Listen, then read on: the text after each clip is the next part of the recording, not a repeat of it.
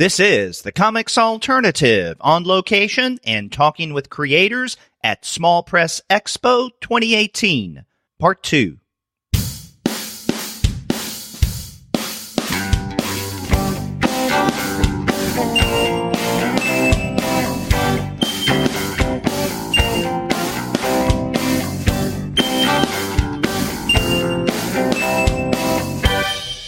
Hello and welcome to another episode of the Comics Alternative on location.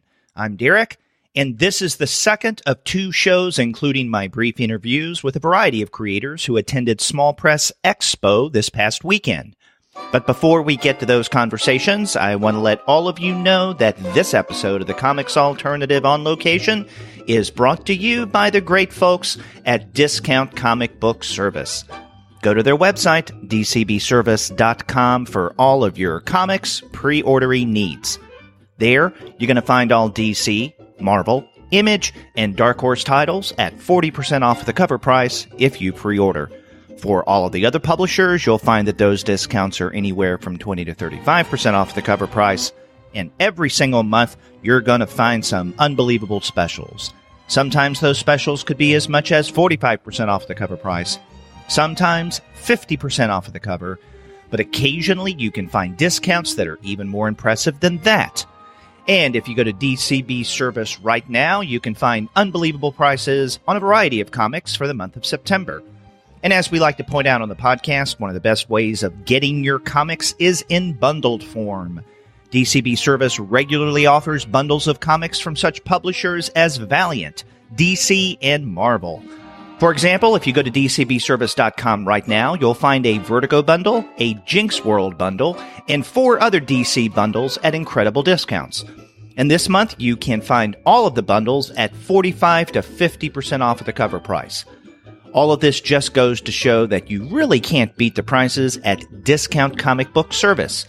Go to DCB Service right now for all of your comics pre-ordering needs. And after you do get your titles there, please be sure to send them an email and tell them that the two guys with PhDs sent you. Last weekend, I attended the Small Press Expo, which is held every September in North Bethesda, Maryland. And at SPX, I like to go around and talk with the artists who table at the event, later pulling those brief conversations into a longer on-location episode of the podcast. You heard the first of those shows earlier this week, and now I'm here to bring you the second. The short interviews you're about to hear range from about 6 minutes to 23 minutes in length, and while most were recorded on the floor of the convention, some were conducted outside on the hotel's patio. The creators that I talk with on this episode include Jennifer Hayden, Fernando De Peña, Rodrigo Vargas and Coni Yovaniniz, Ellen Forney, Miss Lasko-Gross, Michael DeForge, Evan Dahm, Costa and James Parks, Ivy Adams, MS Harkness, Maritsa Patrinos, and Maransa Harmon and Eric Taylor. So let's get to those conversations now.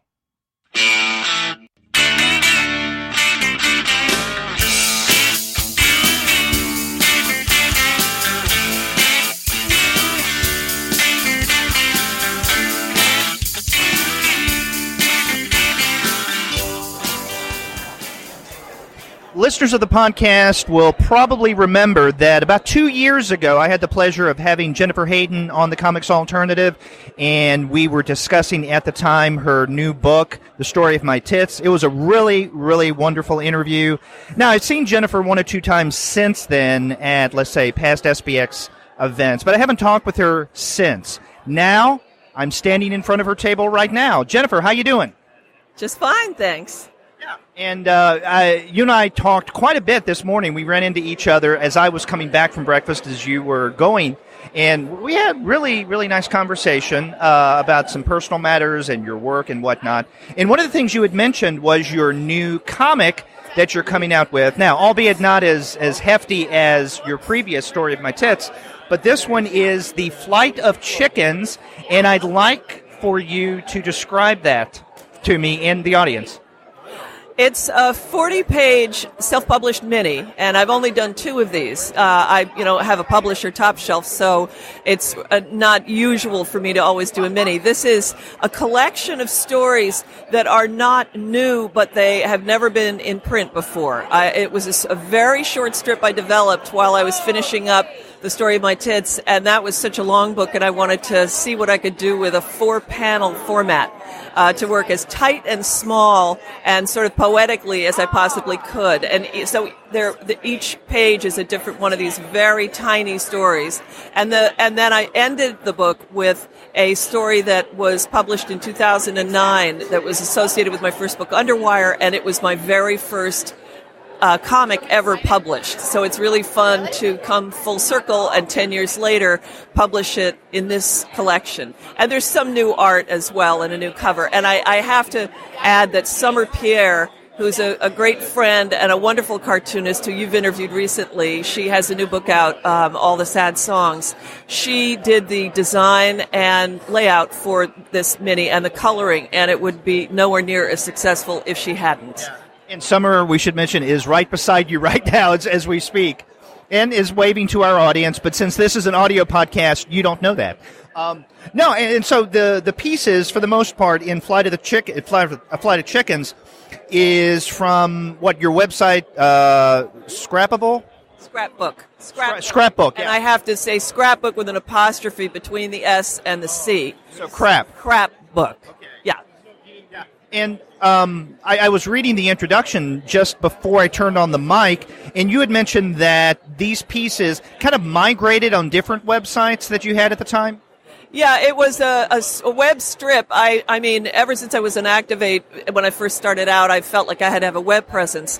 And when I developed this strip, I developed it for a blog called Only the Blog Knows Brooklyn. It was a blog that was all about Brooklyn. It wasn't at all about comics. And it wasn't really that great a home for the strip as it turned out, but I became fascinated in doing the strip. So I migrated it over to Trip City, which was Dean Haspiel's second cyber salon, he called it, after he had developed Activate. So it had a home there for a while, which was great because I loved being back with my mentor, Dean Haspiel. Then Trip City stopped posting, and I needed to find a new place for it, and actually it went back to Activate, which then was being run by Simon Fraser. And it stayed there for a little while, but it never quite had the right home. And the funny thing is, Summer Pierre was the one who looked at the collection of these on my website and said, "Oh my God, these are beautiful. You know, these should definitely be on paper," which had been my intention for them someday to be published. But I kept thinking I need 200 of these, and then I thought, no, I don't. 40 pages is about enough for a small comic book. Okay, so what are your thoughts on webcomics or publishing online? Let's say maybe first and then coming into print. Is that something that you have a particular interest in? Well, what I would love to say is it has changed radically. When I was starting out in 2008, Activate was a free zone you could go look at comics on, and everyone who was posting was using it as a kind of portfolio for getting comics work or for showing ongoing book projects to publishers. And nobody was making any money. Now, and I always felt I needed to have stuff out there so that while I was working at home on a long book, I'd still have a presence out there that was visual. Now, you can make money putting comics on the web. The Rumpus and the Nib and Spiral Bound pay a respectable price, and the New Yorker, for web comics and cartooning. And you can continue your relationship in a way with your audience by posting stuff there and getting paid for the work you're doing. So it's not a terrible interruption on a money-making project. And this has added a whole level of excellent cartooning, respect for comics in the mainstream. And when you pay artists, you know, you're showing them that you care about what they're doing. So I actually think that the web has... The landscape has totally changed on the web, and posting on the web is no longer, oh, I'm doing a free option. It's a wonderful thing in and of itself. Yeah, and you're right. There have been quite a number of changes over the past, let's say, 10 or more years when it comes to webcomics and monetization. I know a lot of webcomics creators will have ads on their pages. Some don't, but many do. at the same time, they have Patreon campaigns that as they're creating the webcomic, people can contribute and get extra things along the way. And then once they have enough online material for print publication, then they go to Kickstarter. So, I mean, it's not necessarily double dipping, but in a way it might be Patreon, then Kickstarter. And so there are many more ways, I think, of monetizing webcomics now, which led me to my question, what do you think of that as opposed to like going almost straight to print? So, so you still want some kind of web presence? Well, actually, I thought, because I was like, I was so far along, now I don't need to be on the web, and I kind of missed it. But I spend a lot of time at shows and just chatting. I have a wonderful community now of other women cartoonists like me, and I was seeing that the work that they were putting on the web was really increasing their dialogue with their audience while they were working on longer projects. And they were really a good example to me of how things were changing. And I now think that just working towards, let me say, if I put pen to paper, I am imagining the comic being published. I'm imagining it printed on paper because I'm book-oriented. I call myself a graphic novelist rather than a cartoonist because I love books, making books so much. But I do think that putting work on the web is, as a first stop before you collect it or your publisher collects it, is a great way to have people read your work with less of a commitment. And what I haven't liked is the idea that there isn't enough money in the comics community to support the books being made. Someone gets an advance and it's not enough, so they have to get a Kickstarter. And I feel as though the community is always paying for the books that the community is creating.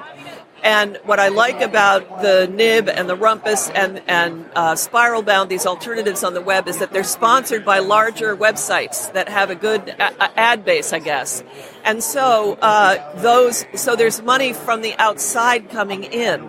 And I'd like to see, in addition to a more mainstream readership for books like mine, I'd like to see a more mainstream support financially for the community, obviously. And I think that has a chance of happening now with the web involvement the way it is. Yeah, I agree. There are certain, I guess you can call them collectives, organizations that bring together a variety of creators and then they pull their resources. I know Hiveworks is another such community that I found a number of really interesting webcomics on. So I think that's the direction to go. When individuals attempt to do it on their own, it could be touch and go on webcomics. So, it's interesting. I find the dynamic between digital or webcomics and the print medium and the potential for monetization and support fascinating. Well, and also, I created this work for the web thinking it would be nice to collect it in print. And in this book, now that it is in print, I realize that it is actually a different animal.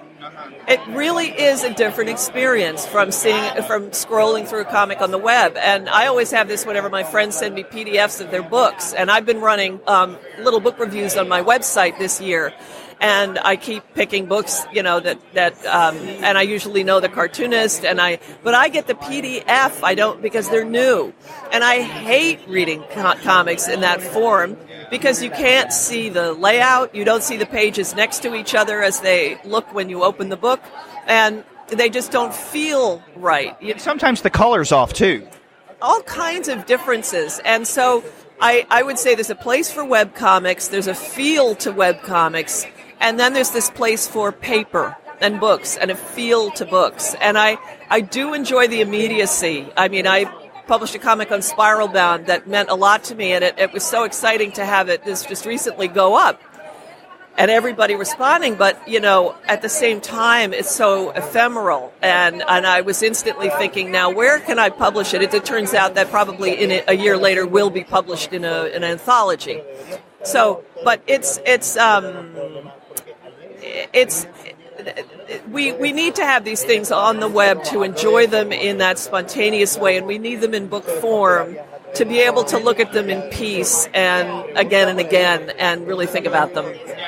Now, coming back to this new self-published collection, A Flight of Chickens, I have to ask you, where does the title come from? Oh, okay. I was just explaining this to my Chilean brethren at the next table. It may not come across in the cover, but it's 4 chickens standing here. Each of them is named, and they're standing on one of these little pieces of slate that you get 4 beers on, or you get a flight of beer or a flight of wine in a bar. This is what it's supposed to look like. But the names are carefully chosen because the first story in this is about a chicken, and the title is Funky Chicken. So that's the first chicken here. The last one is the last story in the book, which is about another chicken, and it's called Rat Chicken. And I filled in with 2 other chickens that are real chickens, a leghorn and a Polish chicken. And trust me, the Polish chicken is the funniest goddamn chicken you have ever seen. Am I right? It looks like Liza Minnelli. So it does. Yeah, it's a Liza Minnelli chicken. So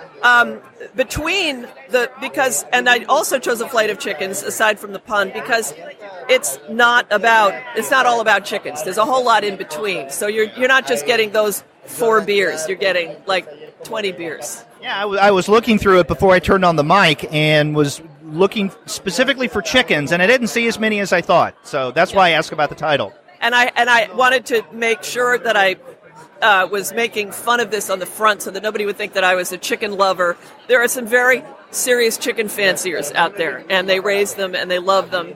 And I in no way want to insult chickens. Chickens are great. They're also hilarious to draw. They're really fun to draw. So those who aren't here at SPX, but they're interested in a flight of chickens, where could they go online to get a copy? My website, jenniferhayden.com, or directly to my Etsy store, Goddess Drawn. Well, Jennifer, of course, it was great seeing you again, and nice for you to talk with the podcast once more, albeit shorter than our conversation a couple of years ago. People should check out online A Flight of Chickens, and also definitely look for The Story of My Tits. My next book. What is your... Okay, so you have a card here. What is your next book? I am in the process of finishing a book for Top Shelf. It's going to take another year to finish it, and it's called Where There's Smoke, There's Dinner.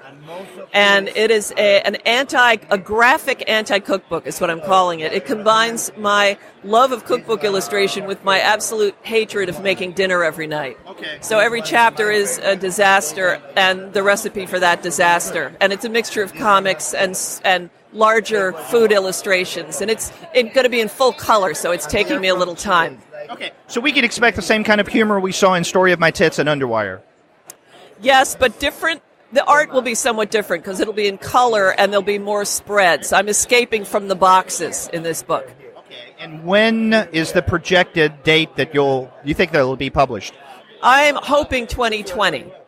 That's if I finish it next year and they can put it on the list for the next year. Okay, so we should keep our eyes on upcoming releases over the next year or so from Top Shelf. Yeah, always. Yeah. Jennifer, thanks a lot, and good luck with the rest of the convention. Thank you so much, Derek. I am standing at the table right now of 3 creators from Chile. They came all the way from Chile to Small Press Expo, and I'm going to be talking with Fernando De Peña, Rodrigo Vargas, and Coni Yovaniniz. And I'm sure I pronounced that or mispronounced that name, Coni. Can you pronounce it again? Coni Yovaniniz, that's my name. Yeah, Yovaniniz. So, hey, Fernando, Rodrigo, Coni, how you guys doing? We're pretty good, I think, yeah. Good, We're having excited. fun. A little We're tired. having a good time. Yeah, well, you had a long travel. And I should also say that this is, I would guess, the only place in Bethesda at this moment where you can get authentic Chilean candy. Oh, maybe. That's probably true. I'm pretty sure, yeah. Yeah, at their table they have a bowl of a variety of different candies that I've even partaken of. So, hey, it's good stuff.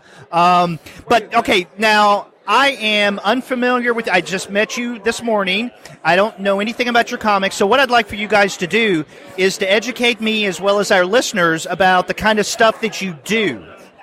Well, we're making comic books about adventure, some horror, and fun times, all mixed together with a sort of like a Latino essence and vibe, I guess.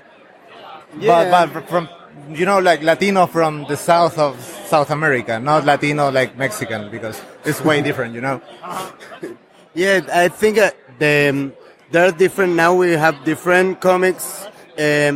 One of them, it's like a kind of political comedy about wrestling that's called Lucha Libre. We have another kind of comedy about life in universities in Chile and the situation of what was called the Penguin Revolution. That was the struggle of Chileans for free education, free superior education, because same as here in the States, Chile doesn't have free education for universities. You have to pay and get in a huge loans and debt for turning into a professional. So that's one of the comics, and we have other two projects. The one of Coni, it's a beautiful slice of life about a blind guy and his friends, and it's a beautiful comic about friendship. Is that postcards in Braille? Yeah, postcards in Braille. And we have this little preview of a really weird book we're trying to make that are legends. It's an anthology of continental American legends, like meaning continental as the whole continent, not the idea of U.S. as America, as a whole continent. And also the beasts, the human beasts that have portrayed crimes or like affected real American, the whole continent, history. So the idea of this, it's called Bestiario Ilustrado Americano. It's like illustrated American bestiar or grimoire. Okay. So the idea is like to explore the monsters and the beasts that have forged us in many ways, like this guy. And speaking of beasts, that looks like Trump. It is Donald Trump, and at the same time, it's El Cucuy. So you write about devils. Yeah, demons and that kind of freaky. White devil. Or orange devil. Yeah, true. Yeah, Cheeto devil. Yeah, it's kind of mixture of monsters, imaginary monsters and real monsters fused up together. And also, it's a bilingual book with poems in Spanish and in English exploring these topics. Okay. Okay. What I'm about to say or ask you guys is, I'll have to say, I know that there's no way of encapsulating one nation's or one people's approach to comics. But I wanted to ask you, being from Chile, I'm familiar with some of the comics history of Argentina, but again, I'm completely ignorant when it comes to the styles and the history of Chilean comics. So if you could kind of distinguish Chilean comics from your experience, how would you do so? Like, Coni, how would you, because you're thinking hard about this. Yeah, I think it's complicated. Well, I feel like I joined in, quote unquote, the Chilean comic scenes pretty recently, because I didn't really know much about it, and I pretty much knew most about comics from online, so most people from here and all over the world, really. So there is a tradition of Chilean comics, I think, but I personally am not familiar with it.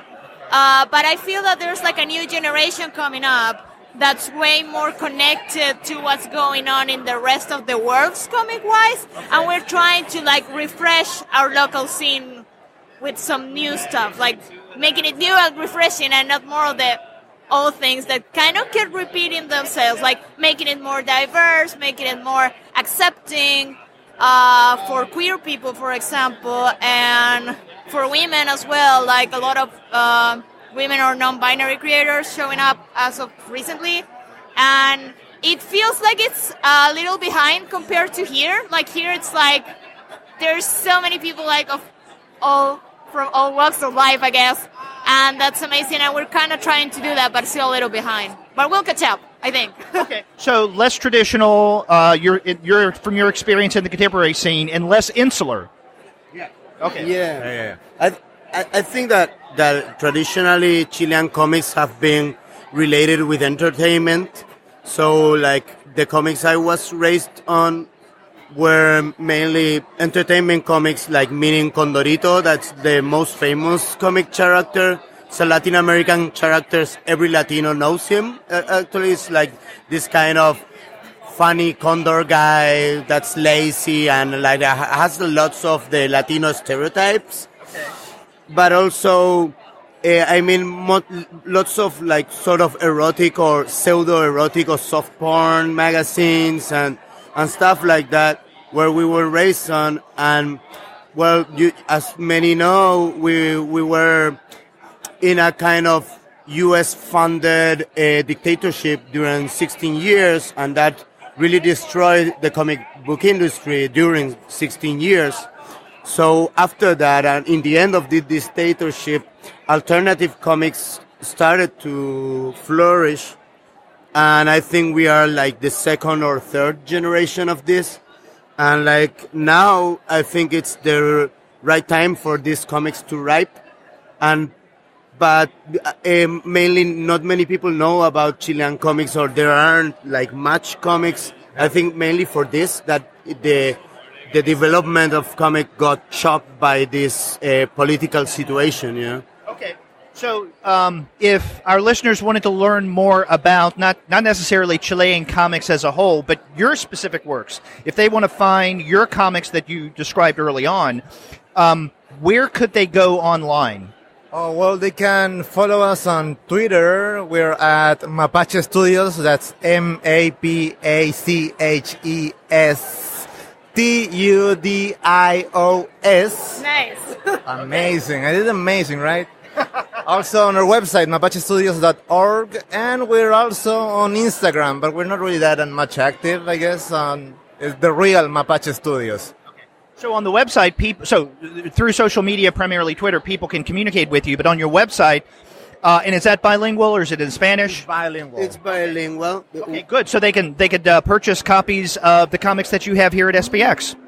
Sadly, no. We're still looking for ways to distribute because shipping stuff from Chile is that's right, shipping. Yeah. Yeah, so we're still looking ways, but once we have that figured out, hopefully during this trip, we'll have some advances on that. Probably we'll make sure that it's available and noticeable in Twitter and also the website too. Yeah, this is the third time we've come to the U.S. We started coming as like really curious and found out this huge scene, alternative scene that has like helped us to develop our art.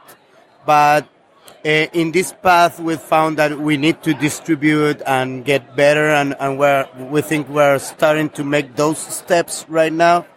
We hope we make them soon, so if someone is interested, we hope at least in a year we will have these kind of things available. We are also going like next week to Columbus, to the CXC, because there's this great Latino convention during CXC that's called SolCon, made by Frederic Aldama. It's this great professor that's helping Latino comics scene to rise up. There are things really interesting happening. So if there's people interested in Latino comics or our comics and Chilean comics or whatever, we'll be there and we can happily talk about them. Yeah, it's good to know that you're at CXC because many of our listeners do attend that. Unfortunately, I won't be there. But Fernando, Rodriguez, and Coni, I want to thank all three of you for talking with me for the Comics Alternative. And again, I think our listeners should check out those sites that Rodriguez mentioned and described and spelled out. So check out their work. Thanks, guys. It was hard. Thank you. Thank you. I'm here with Ellen Forney, and she has a new book that has recently come out from Fantagraphics, Rock Steady, Brilliant Advice from a Bipolar Life. Ellen, how you doing? I'm doing great. How are you? I'm fine, and we should mention, now, is this debuting this weekend, or did it come out before? Does it come out later this fall? It came out in May, just this past May. Oh, just in May. Okay, because I just got my copy just about a week ago, in fact. Huh. Well, I'm glad that you have a copy. Yeah, I did. Now, this in many ways is a follow-up, or at least A follow-up to your earlier book, Marbles, or maybe a better way of putting it is Marbles, which is more of a memoir, was the springboard for Rocksteady. Is that correct? Yeah. Well, it's definitely, I guess I would consider it a companion book. So Marbles, the full title, it's Marbles, Mania, Depression, Michelangelo, and Me. It's a graphic memoir about my bipolar disorder. Okay. So getting my diagnosis shortly before I turned 30. And then the 4 years pretty much after that, my struggle to get stable. And also, so it was mostly my personal story. But then also it was important to me to have, a bunch of tools to put in for my readers too. So, some of it was more clinical stuff, like I managed to fold into the story, from the DSM, the Diagnostic and Statistical Manual, like all of the symptoms for mania, but then also some of my own tools, like how to swallow your pills in one gulp. Those. So Marbles was pretty much my personal story with those folded in, and then it's partly a lot of it. I've gotten a lot of reader response in person, and a lot of letters and emails. People who appreciated the company, but then also some people said they use it like a manual, that really appreciating the information in it. And I figured that I could do a better manual. There was so much information that didn't get into Marbles because it was a memoir, that I wanted to be able to focus on the tools and the different therapies and dealing with stigma and all of the different things that come into play, not just getting stable, but then maintaining stability for the long term. Like Marbles is pretty much a tidy story arc. I had a problem. I had this diagnosis. There was all of the trouble trying to figure out how to get stable, and then eventually stability, which is like relative stability, and that's kind of like whatever. I mean, the story arc. Mm-hmm. But then actually dealing with a mood disorder or really any sort of chronic illness. I mean, it's a lifetime. It's a lifetime of that. So. So what do you do then? And where do we, it's tough. Mm-hmm. And so I wanted to be able to offer, tools and suggestions and company for people who are really dealing with figuring out how to stay stable and, how to deal with, a mood disorder specifically, but really for anyone to try to figure out how to get enough sleep, how to calm yourself down when you're feeling out of whack. So I figured that it was time for me to try to put this book together, and it was really satisfying. I'm really happy with it, and I learned a ton myself and some new tools for myself, so that's pretty satisfying too. One of the things that you mentioned just now is, the ups and the downs and the ability, sometimes unsuccessfully, of stabilizing things. And I think that that's one of the things that struck me not only about this new book, Rocksteady, but also your memoir, is that you're realistic about the matter, right? You don't sugarcoat things, and you just lay it all out, basically saying that, this is a struggle. It's not going to be easy. And there are going to be things, for instance, like maybe insomnia or lack of sleep that could throw off that stability. And I appreciated that more realistic approach to the condition that you described. Right. Well, I think that, so a couple of things there. Let's see. So we get a lot of shoulds. I think, like if you read any sort of article or about how to take care of yourself, let's say, for example, sleep. You should really get enough sleep. You should really get, 7 to 9 hours and or even maybe something a little more, what would be a little bit, like you should eat well. Mm-hmm. And right, like we all know that. We all, but sometimes it's hard to do, like as a human. We get served French fries, or like for me, coming here, I live in Seattle and we're in Bethesda, Maryland. I'm dealing with jet lag. That's not the optimal way to take care of my getting enough sleep.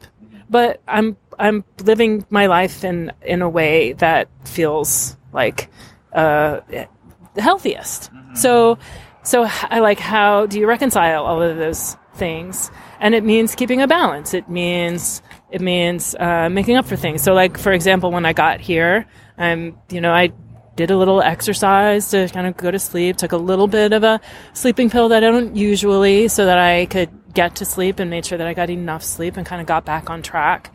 So it's a matter not just of knowing what it is that you need to do, but giving yourself the flexibility to kind of juggle those different things.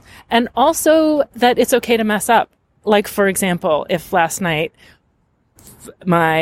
the publisher and a few different cartoonists that I had never met had stayed up like too late, in quote, like too late, just like it's part of having a human life. It's just kind of keep those things in mind, keep those things in balance. Sometimes you mess up. Sometimes you just have to juggle your priorities.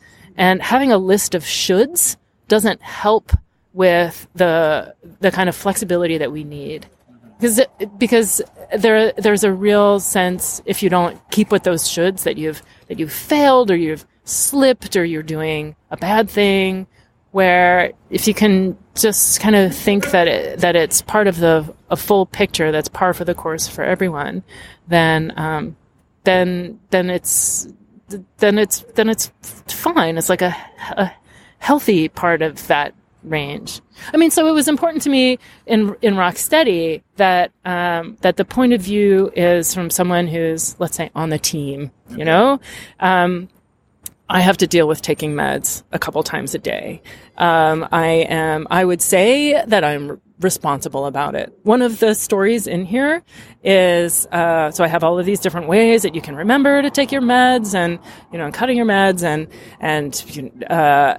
but there's a story about, one time that I thought that I was taking my generic lamotrigine, which is Lamictal. And then I realized after 3 days that I was actually taking vitamin D, which looked the same. And that's dangerous, actually. And it's not that many years ago. I was diagnosed in 98, and I've been taking meds since then. And so it was really embarrassing. Like, my first reaction was it was embarrassing. I looked it up online, and it was, in fact, kind of getting into the danger zone. And so I kind of swallowed my pride, I guess, and called my doctor, and we kind of worked it out. And I learned my lesson, and I've gone on, and, I'm okay. And I pay attention and mark my generics a lot more carefully. And so that kind of story I really wanted to share, because I wanted my reader to know, coming from the point of view of someone who is stable, or as stable as, can be. It's always a relative thing, that I mess up too. And that most of the time it's okay or fixable. And you just kind of fold that in and go on. Mm-hmm.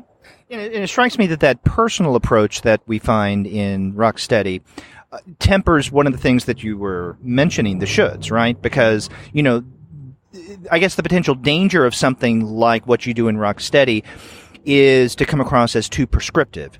But when you bring in your own personal experiences, both the successes as well as the stumbles, then that, I think, humanizes and personalizes things and puts it into a kind of different context, that it doesn't come across as more, let's say, prescriptive or didactic or what have you. Right. Yeah. Now, something else I wanted to ask you about. Go ahead. Add to that. So when I was putting this together, of course, I looked in to see what else was out there. Bipolar Survival Guide, and mood disorder, dealing with it manual, whatever, and. Almost all of those are by doctors and therapists and researchers, and they are really feel like coming from the outside, and really feel like a lot of shoulds, and I felt like that was something important that I had to offer, like a personal point of view. Mm-hmm. Okay. What I wanted to ask is, interestingly enough, fairly early this morning, I ran into Jennifer Hayden, and I've talked with her on the podcast a couple of times, and we were talking about this and that, and the topic got on to the kind of comics that are loosely described as graphic medicine. I mean, I know there's a Penn State University Press imprint graphic medicine, but there are a lot of books that deal with health in one form or another, that people talk about the comics in terms of graphic medicine type comics. Sure. When you were writing and preparing for not only Rocksteady, but also your earlier book, Marbles, did you think of it within that context? That this is something that would fall into what people call graphic medicine comics? I learned about graphic medicine after I did Marbles, after Marbles came out. A few months after its release at the end of 2012, I got a call, or I got an email from Dr. Michael Green, who teaches graphic medicine at Penn State College of Medicine.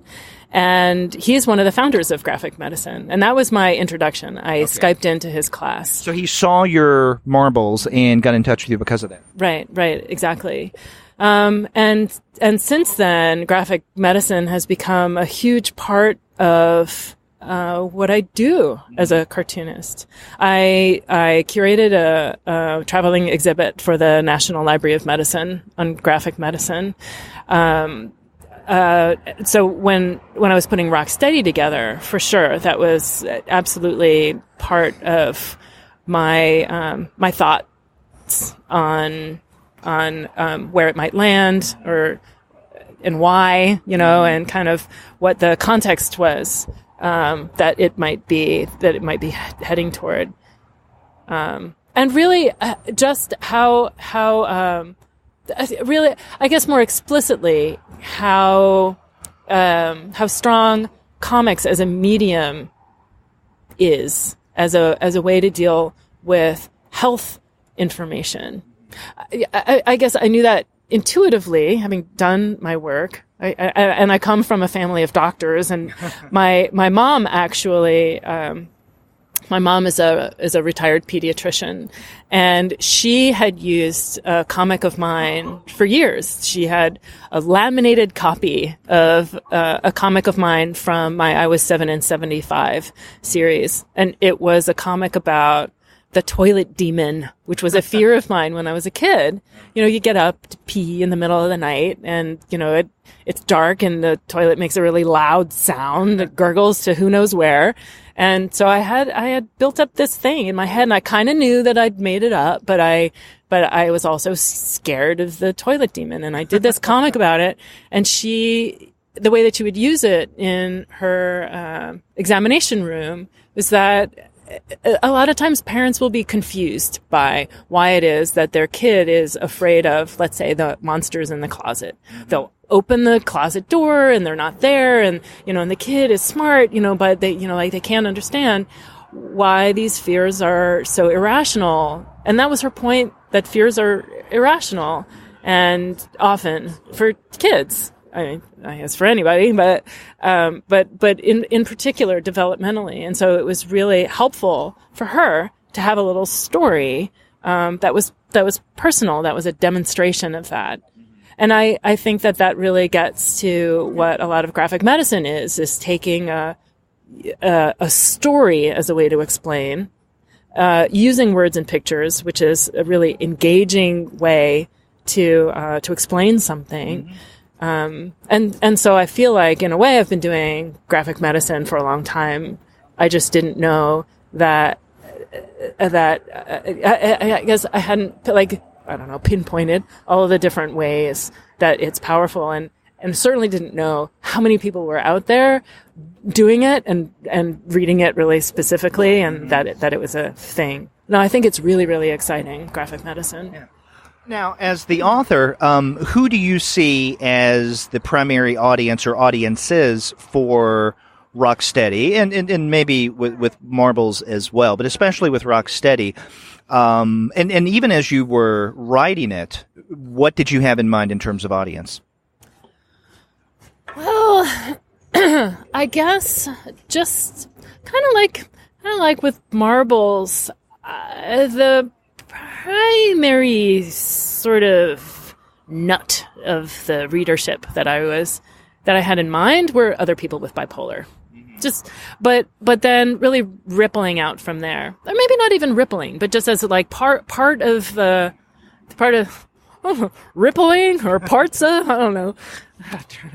As a visual person, and trying to, how am I going to make this metaphor?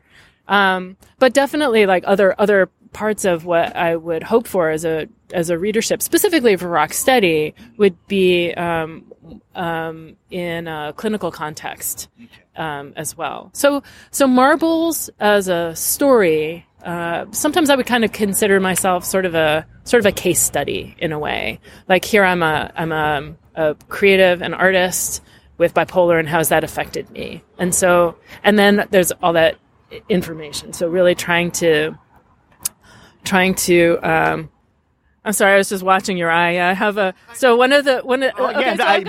me describe to my listeners. Yeah, and in fact, this is okay. On your water bottle is a sticker, and one of the things I love most about Rocksteady is Smedmerts. Right. And so what is Smedmerts? All right, so we're just going to go right to Smedmerts. So one of my overriding thesis in Rocksteady is that it takes a lot of different considerations to be healthy, like a lot of different things to keep in mind. So I think, for example, in contrast to, a lot of treatment tends to be centered around meds, and maybe centered around meds and like talk therapy. And I think that those are important.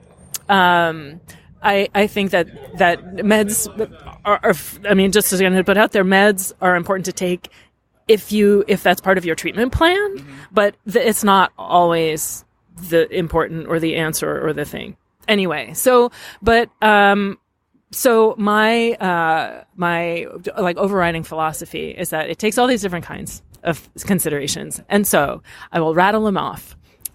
Sleep, meds if you take meds, eat well, see your doctor or otherwise stick with your therapy, meditation, mindfulness, exercise are routine, T, coping tools, and S, solid support system. And Smedmerts.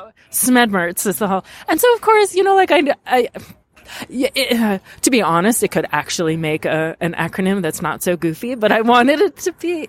And just, in any health, certainly when I was doing all this research for mental health, it seemed like everything had an acronym and all these different mnemonics. And I'm telling my readers that there are all of these different things to think about. And so how to bring that together to make something that feels handleable. So now I personally find it really helpful to just think of this, like Smedmerts as a concept. So it's just sort of like knowing that there's this broad idea of taking care of yourself, this broad idea of self-care, like bringing all of these things in, but I can think of that thing. I went to the ALA, the American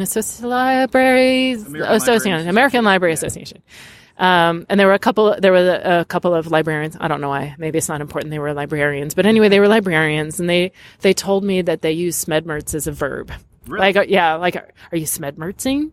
And it's just so beautiful to me because that's exactly what I wanted, to just be able to put it into a concept that self-care is all of these different things, and to allow that to not seem so overwhelming. Huh. Interesting. And you have even a Smedmerts mascot, and what is that creature? Or it doesn't have to be anything. I'm just curious. It is.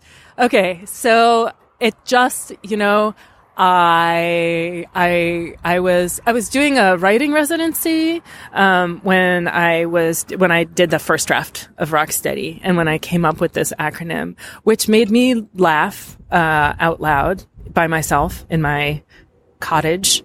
And I have to say, it's one of the greatest things about being a cartoonist, or at least a cartoonist who has humor in their work. It's not all do, but anyway, is to make yourself laugh. I'm like, I'm so lucky that I'm in this line of work. Anyway, so Smedmertz made me laugh, and I just got this mental picture of who Smedmertz is, and so it's like this weird, lumpy little jazz hands thing character, and it made me laugh. I took a photo and I texted it to my partner because I had to share it with somebody, and he did the LOL. And I kept it, and I realized that was Smedmertz.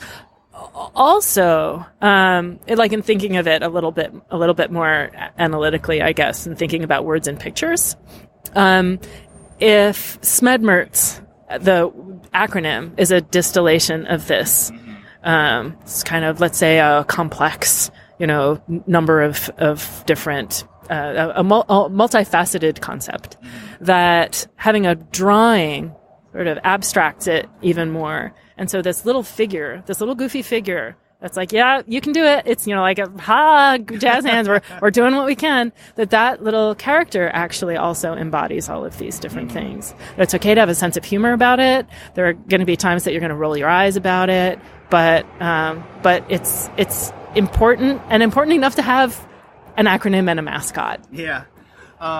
Okay, so if people wanted to find out more about not only Smedmertz, but especially the new book Rocksteady and Marbles, as we've discussed, where online would they go? Well, outside of Amazon, but I mean, your website, in other words. Right. Oh, well, so my website is ellenforney.com. And so it's my full name. That's ELLEN. Should I spell the whole thing? ELLEN, F as in Frank, ORNEY.com. And they can find out about not only the new book and Marbles, but also your earlier works, the collections Monkey Food and I love Led Zeppelin. And I can't remember. Do you have the Smedmertz mascot on your website yet? Do I? You know what? I think I do not. I'm going to have to rectify that immediately upon returning home. Definitely. From SPX. That's right. Right. Yeah. Well, Ellen, I want to thank you again for taking the time and talking with me for the podcast, and good luck with the new book, Rocksteady, Brilliant Advice from My Bipolar Life. And I hope you enjoy the rest of SPX. Thank you so much. Yeah, I really am.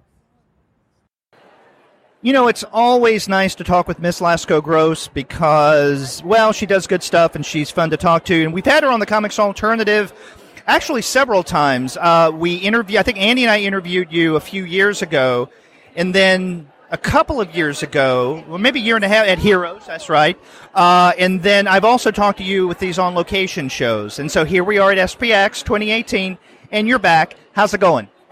Well, I figure, with the caveat that in this day and age, how's it going? When you say good, it's relative due to the political climate. But I would say relative to the Orange Monstrosity's reign of terror, I'm doing really well.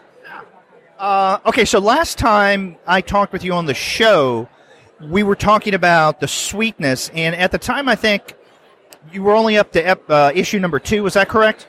Yeah, I think that's true. So now the entire series is finished, and I think you finished about a year ago at this point, and everything's complete in terms of the storyline. We're just waiting for the trade. Yeah, which it breaks my heart to not have it at the show, but we do have the complete first story arc, which is six issues. And for those who don't know, it's about 2 badass women drug smugglers in space who are smuggling sugar, which doesn't exist anywhere but Earth. Okay, so you said the first story arc. You guys will go on to another arc of the Sweetness? I would like to. I don't see it in the immediate future, but it's such a fun story, and there's so many side characters that I would like to explore their terrible, revolting, and awesome lives. Maybe in the future.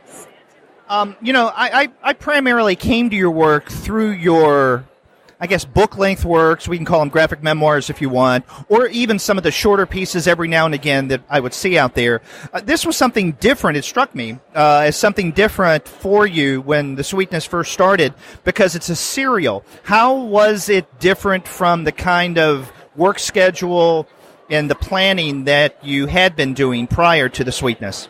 Oh, that's a really interesting question. I think when you do a graphic novel, it's more of like a story that's within you, and with a serial you have to think about cliffhangers, engaging people, making each issue stand alone and have like, you know, enough laughs and enough story beats to be satisfying to a reader.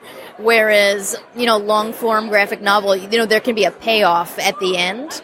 And so I guess you think a little more about the audience on a micro level, if that makes any sense, as opposed to a complete story. Now, you were telling me yesterday when we were speaking off mic that you're currently working on some shorter pieces, and so I'm wondering if you could share with the listeners what those are. Okay, let's see, what can I announce? The one thing I can announce for sure is that I'm doing a Me Too story for an anthology that Diane Newman is curating for Abrams, which I believe is going to be called Graphic Voices, and I think that's going to be a really like devastating, powerful, and uplifting book, which sounds like a lot of hot air, but I mean, I really expect to like have to sit down with that one and like read one or two stories at a time and digest it, I think. And it's just the right time for venting. There's so much venom that people have, and we've turned a corner where all of a sudden there's a whole class of men, yourself not included, who have like just realized, I'm like, maybe life is different for women than men. Maybe it's a little harder. Maybe there's a level of reality that I didn't understand, and so they're coming into that story. So this is like perfect timing for men and for women. So women to vent and men to hear. Do you have any idea when that collection may be coming out from Abrams? I know my pages are due in October. I don't know what their schedule is, but I'm no, you know what? I'm not gonna take a guess and be that person who's just like throwing some random misinformation out, but maybe a 2019 pub date, maybe late 2019. That feels safe. Yeah. And I'm the one projecting, so I'll get in trouble. Yeah, so I'm blame-free. None on me. That's right. Any other shorter comics that you can tell us about, or you have to keep tight? I think I have to keep tight, but I have a very fun story coming up that should look out for, involving an actor friend of mine and an experience of being an understudy before they were known and having to come on stage in a role they've never performed before in the second act of a Broadway play, naked. Okay, we'll look forward to that. It will be called Naked Swing. Naked Swing? Yes, swing is a term for people who play multiple parts and are ready to jump into multiple roles. But so I drop that little nugget and say, look for it out there somewhere. A little clue, if you will. A little clue. A greeting that a sailor might make to another one. Okay, so I was talking about some of your long-form books, the graphic novels, if you want to call them that, or memoirs. Is there anything in terms of a longer form of storytelling that you're currently working on that you can share? Well, not that I'm working on, but I finished 3 years ago Henny Book 2, and it's actually slightly devastating that I don't have it. Or no, it's not slightly. Why should I qualify that? It's devastating not to have that book yet, but that's not... My publisher hasn't put it on the schedule, but that will be coming out from Z2 sometime. I'm not going to tell people when, because then I have them come and break me a little piece at a time by asking. It's like, oh, you said you were going to have it this year, and then it looks like I haven't done it, but it's been done for 3 years, and it's a really... I think it's an improvement even in the first one, which was very well received, and I got such nice feedback from people on the YALSA for. You know, I'm glad that you mentioned Henny Book 2, because I was going to ask you, when can we expect the follow-up? When we first had you on the Comics Alternative, it was the release of Henny, the first book, and I know we were anticipating a second release, and so it's been, God, when did we have you on? It was maybe 3 years more than 3 years ago, so we don't know when, but it is on the horizon. It's out there in the ether, floating around, ready to bring you joy sometime at an undetermined date in the future. Okay. So in addition to these shorter works that you either told us about or hinted or teased about, we can expect, 2 longer length works, the trade at some point in the near future, we hope, the trade of the first arc of the Sweetness, and then Henny Book 2. Yes, it's all magically vague and floating out there, but get ready for it. Okay. Now, if there are listeners out there who aren't familiar with your work, well, first and foremost, shame on them, because, Yeah, boo, really. Yeah, come on. What's your problem? But where can they go to catch up online and to learn about some of your stuff? I have a website which is like not maintained, so don't go there. I would say follow me on social media. I give little snippets and usually make announcements, and I just do it under my name, like just Miss Lasko-Gross. I think, as far as I know, I'm the only Miss Lasko-Gross. Yeah. Now, I know that you're really active on Instagram, because every time I'm on Instagram, you've got not one or two, but several things that you have posted on Instagram, and not just your work, but also a variety of different photographs that are curious at times of things that you've found around New York. I walk around the city. That's part of the day job, and so I chance upon like a discarded marital aid occasionally floating in the gutters majestically, and those kind of things. And I like to, when I see something really unusual or funny, I do like to share it with people, because the world needs to know there's a marital aid floating around, being majestic. So people should look on social media for Miss Lasko-Gross on Instagram, on Twitter, Facebook as well? Yep, those three. Okay. Miss, thank you very much again for talking with me for the podcast, and I hope you enjoy the rest of SPX. Thank you so much. Thank you for having me.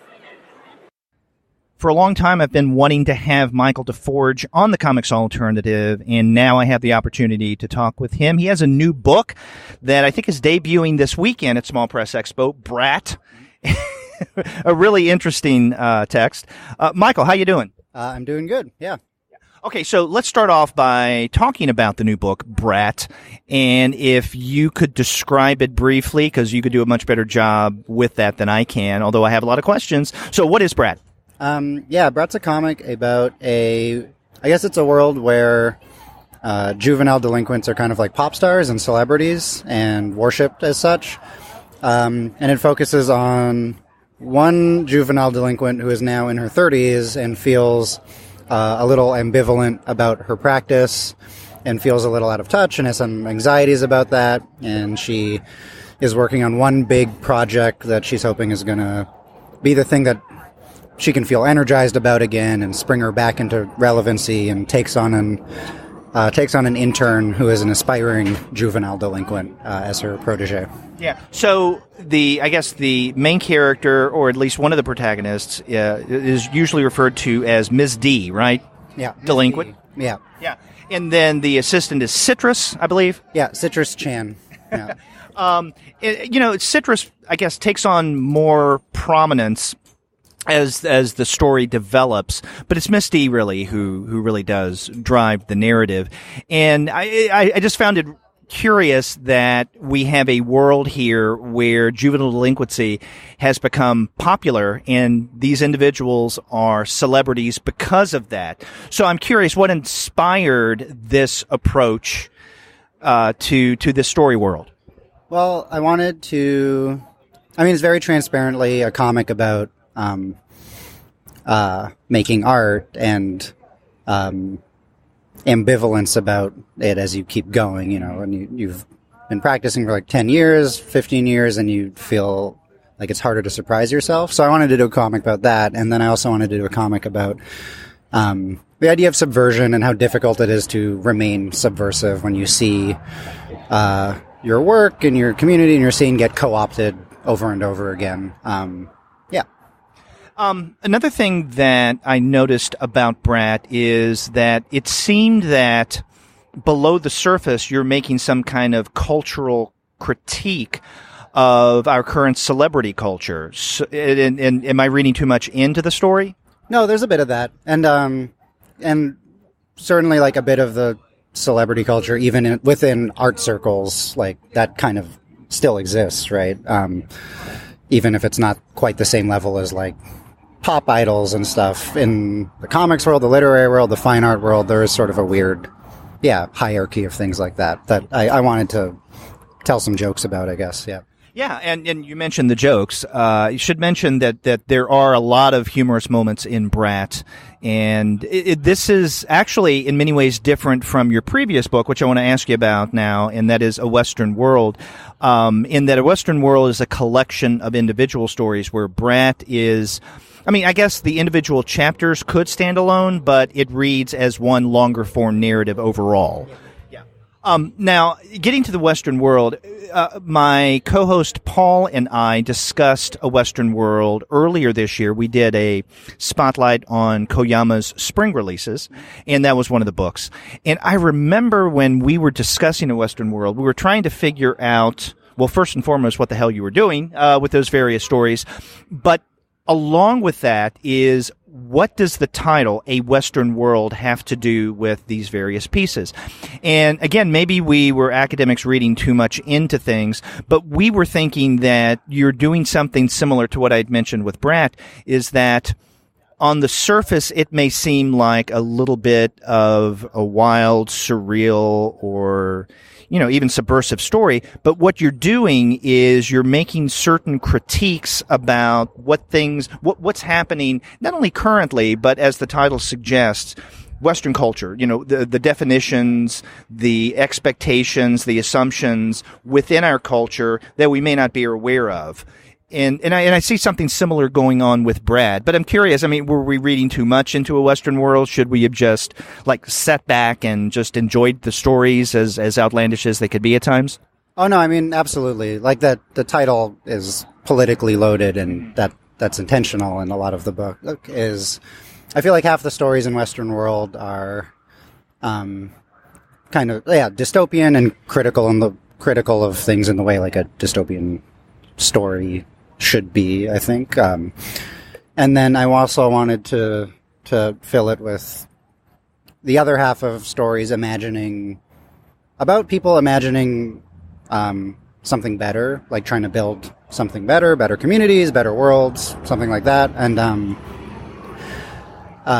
because I've spent a lot of time, I think in the early part of my career, I focused a lot on dystopias and apocalypses, and I was just really overwhelmed. I was just very concerned with calamity and disaster and people clinging to the wreckage. And I think Ant Colony was kind of like the culmination of a lot of that for me. And then since then, I found it a little unhelpful to just keep writing about disaster, because we're all living in disaster, right? Like that's just where we're at. And I wanted to write about people.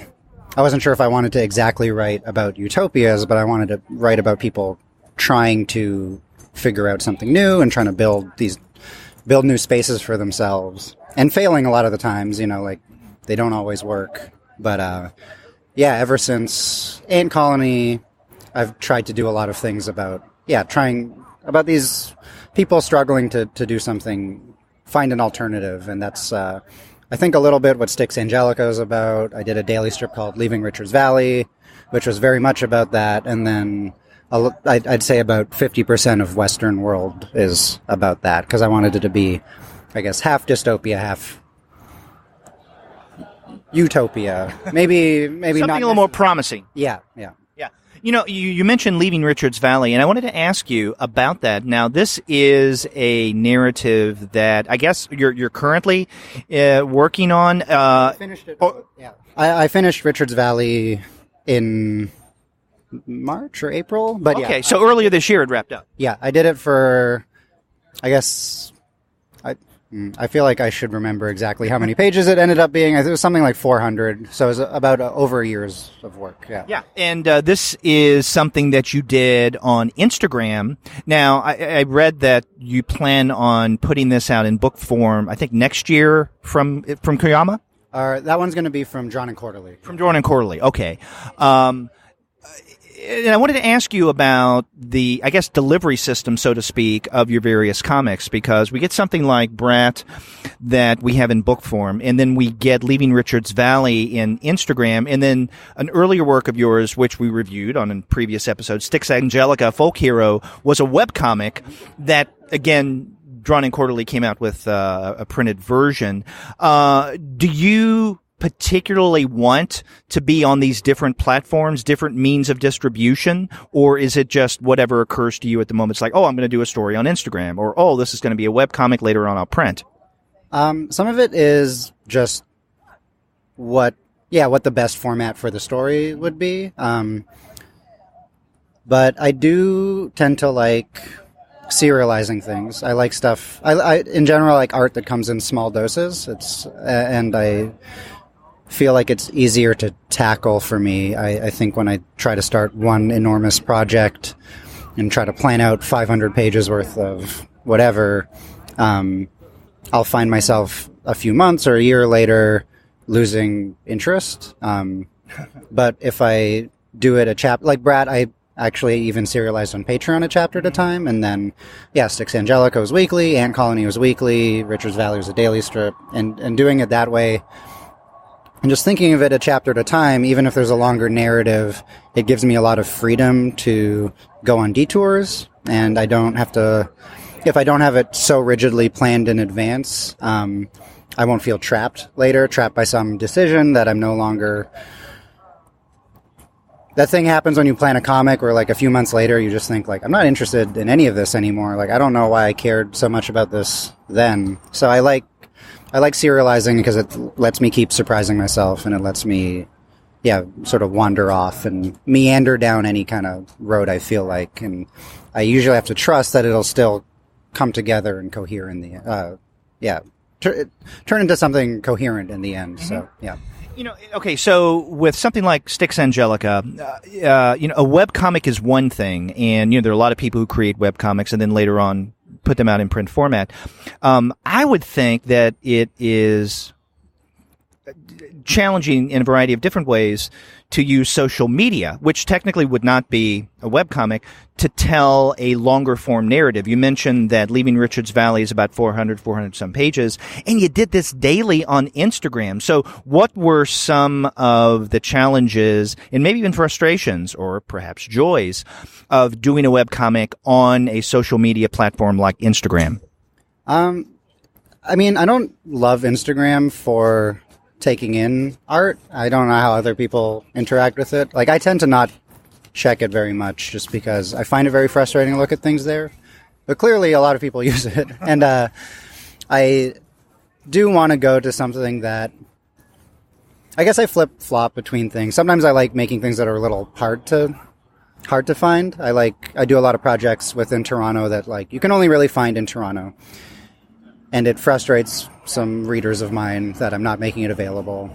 But then for Richards Valley, I thought, because I was doing it so long, I'll make it as accessible as possible. So I put it on Twitter and I put it on Instagram because I know those are the ones that people read a lot. And issues with the algorithm became annoying because as I kept going, the algorithm stopped being chronological. And I heard from readers that my strips would be displayed out of order, which is, like, extremely annoying to hear. So there are things like that where it's not ideal, but...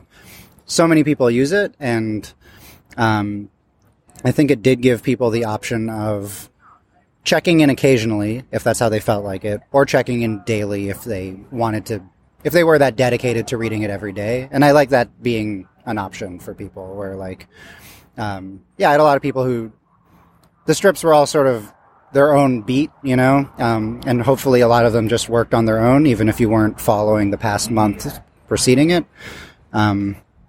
So I like that people had the option of just checking in if they felt like it, or, really just getting it every day. Because I heard from readers who did it both ways. Yeah. And, I was thinking that, you could have done Leaving Richards Valley as a webcomic, right? And people could subscribe to your blog feed and get alerts whenever you have a new installment up. But the thing, I guess, that may be good about reaching your audience on platforms like Twitter or Instagram is when they follow you, they automatically get that. So they don't have to do the extra step of subscribing to a blog feed. Yeah. Well, and I find, it's weird for me to talk about because I don't read that much online. I have a hard time focusing on a screen. So I'm always kind of guessing what people like, because I put so much of my own work online, but, like, I don't do the same. I wouldn't read my work the way I'm putting it out there a lot. But I do get the impression that less people are using the traditional webcomic feed thing and the RSS feed, just because like less people use RSS readers and all these things. So going to Instagram felt kind of natural, just because that's the thing that everyone apparently uses. Because Styx Angelica was mostly Tumblr and Ant Colony was mostly Tumblr, and a lot of that was because most of the comics people I knew were on Tumblr at the time. And now a lot of people aren't. And I was like, all right, well, I'll put it on Instagram. You'll go where the audience is. I guess so. And yeah, in this particular case. If it was a platform where I really just thought, like, this just looks completely ugly, I wouldn't do it. But for that one, like, I intended to make it square anyway, and then that happened to work out really nicely with Instagram being a square thing.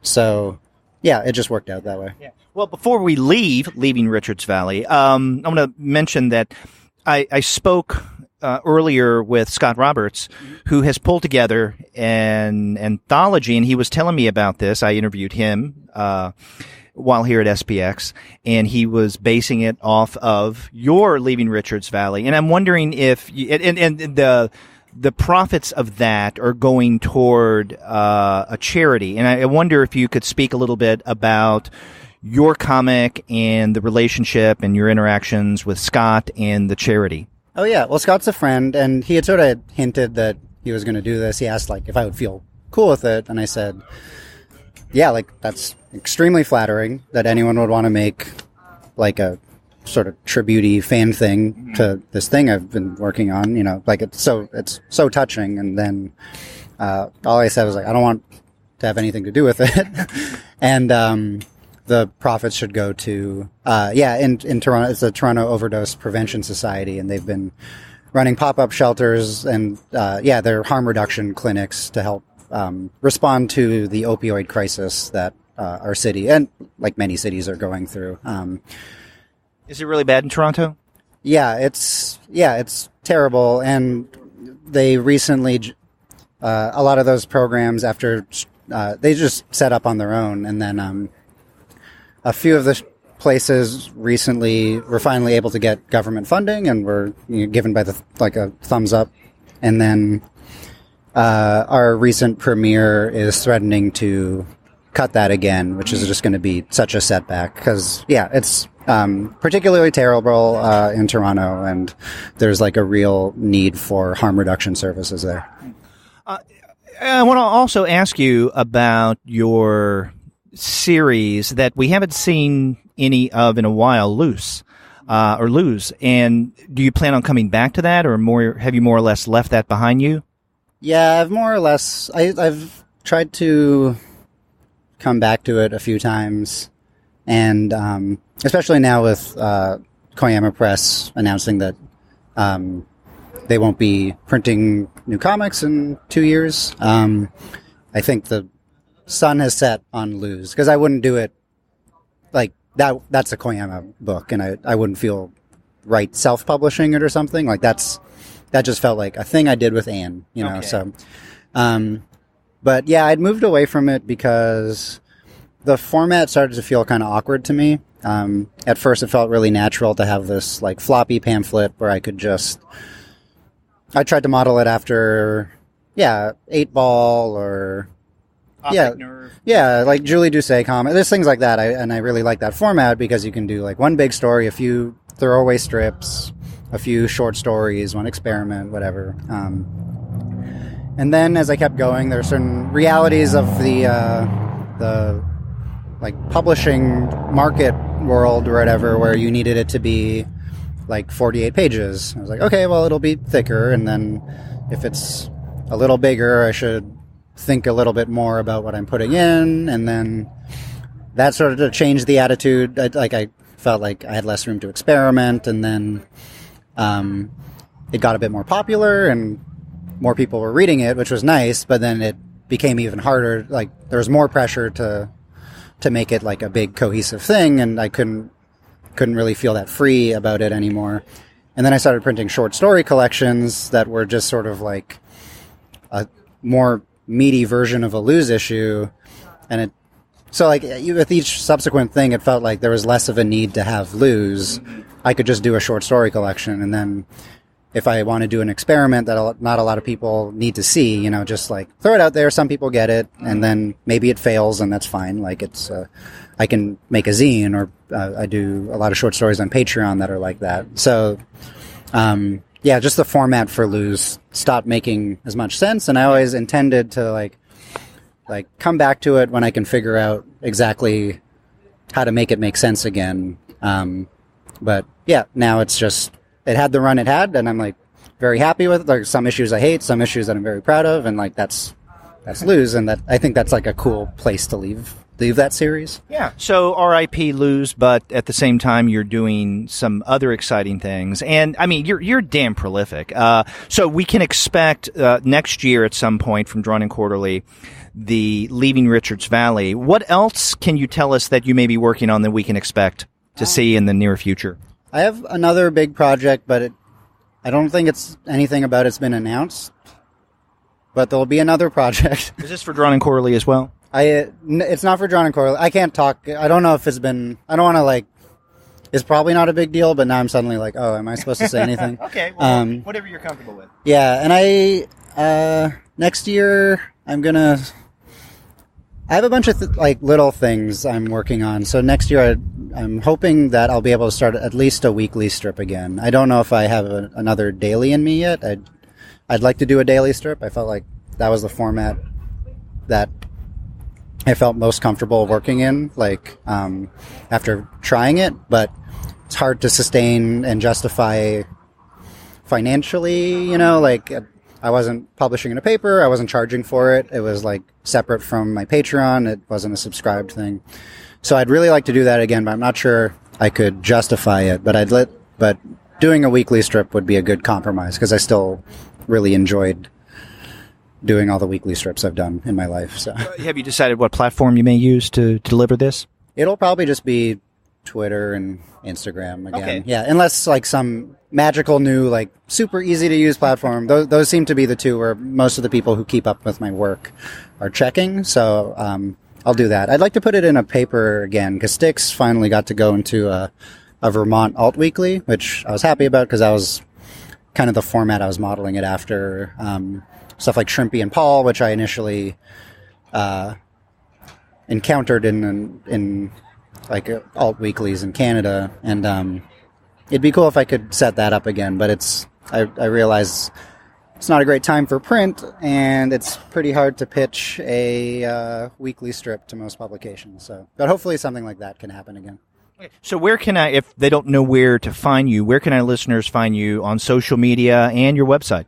My website is michael-deforge.com. And then, my Twitter is, I think, Michael_DeForge. If you search Michael DeForge, you'll find my Twitter and my Instagram and my website. Hopefully I'm the number one result for my name. So yeah. Michael, it's been fun talking with you. I'm glad to finally have you on the Comics Alternative. We've talked about a lot of your comics in the past, and we'll continue to do so. Look forward to the work to come. Cool. Yeah, thanks for having me. I think it was about 2 years ago at SPX that I had the pleasure of talking with Evan Dahm about a number of his comics. I think in particular about two. We also talked about Rice Boy. And so I'm back here at SPX 2018 with Evan, and he's kind enough to agree to talk with me about what he's been doing since then. So we were talking before I turned on the mic, Evan, about Volume 3 of Vatu, which is a webcomic, but you're putting out in print copies as you go along. So tell us a bit about your plans for the third volume of Vatu. Yeah, each book of it's going to be 4 books when it's all done, and each book is kind of a self-contained chapter in a way. And I'm finally done with the third book, which has been like some of the most complicated writing I've ever had to do. And probably mid-October, I'm going to be running a Kickstarter to get it printed in the same format that I've gotten the first 2. And I'm excited to finally have a new book in print. So just in just a few weeks, we can expect to see the launch of this Kickstarter. Yeah, it's called Vatu, the Tower and the Shadow. And I'll make a lot of noise about it and everything. I just recently finished my first book for a major publisher called Island Book with First Second, which is coming out in like in May of next year. Oh, wow. So I've been multitasking lately. Wow. And in addition to that, and on the topic of Kickstarter, I was one of your backers for your version of Moby Dick, which I was really impressed by, I have to say. And well, first and foremost, Moby Dick is just an incredible novel. Problematic, yes, but nonetheless incredible in a variety of different ways. So you chose to take on, so you're reprinting the original text, right? So it's not like you're adapting Moby Dick into comics form, but what you are providing, or what you did provide, are illustrations that are just beautiful. And the volume itself, I have to say, really well done, well bound. It came in a slipcase. I was really impressed. Thank you so much. That's something I'd like to do more of. It was fun to. I did like 60 illustrations for that, so it's not like a graphic novel amount of work. It's fun to play a support role for a book that I really love, and I feel like I have an angle on that is interesting. And there's more books that I like pile up that I want to do that with, like more public domain books, because it's a nice, not quite as enormous project. How did I didn't even check, or I don't remember if I did. How successful was that Kickstarter? I mean, obviously you met your goal. How far above the goal was that? I don't remember. It wasn't hugely over goal, but it's a very kind of expensive specialized object, and it was an expensive print run. But I worked with Make That Thing, which is a affiliate of Topatico, to do all the Kickstarter logistics that I cannot handle, and I didn't really expect it to do astronomically well, but the fact that it paid for 1,000 copies of the book and they're still available, and like that's all that I needed, Yeah, I can't remember who now, but I remember about last year at some point there was a friend of mine who is also an American Lit scholar who has done work in Melville, and I told him about your project. And he hadn't heard of it. He was fascinated by it, and I showed him a few pictures because, as a background Kickstarter, you sent the separate images as different files, and he was quite impressed. So, for those who are fascinated by Melville or Moby Dick in particular, there's another option: your book. It's such a weirder and more interesting book than I ever would have expected when I first read it. It was really fun to do. The Island book, in a way, is kind of me in a middle grade fantasy adventure way, sort of working through the thematic architecture of Moby Dick, kind of like that. The book really stuck with me. Now, as I was standing at your table, you were talking with someone who was interested in Rice Boy and Vatu, and I heard you mention something about another an adaptation that you're working with, and I'm not aware of this. Could you tell me about it? Okay. It sounds like I'm doing all these things at once, but I'm really not. I'm like scheduling myself pretty tightly, but I just, on a pretty short notice, signed with Iron Circus Comics to publish an adaptation of the Harrowing of Hell, which is like a Christian apocryphal story about Jesus' descent to hell after his crucifixion, where he goes and beats the devil, and frees Adam and Eve and everybody from punishment. I've been interested for a while at using that really overblown fantastical story as a way of talking about what I see as the anti-authoritarian or anarchist tendency within the Gospels.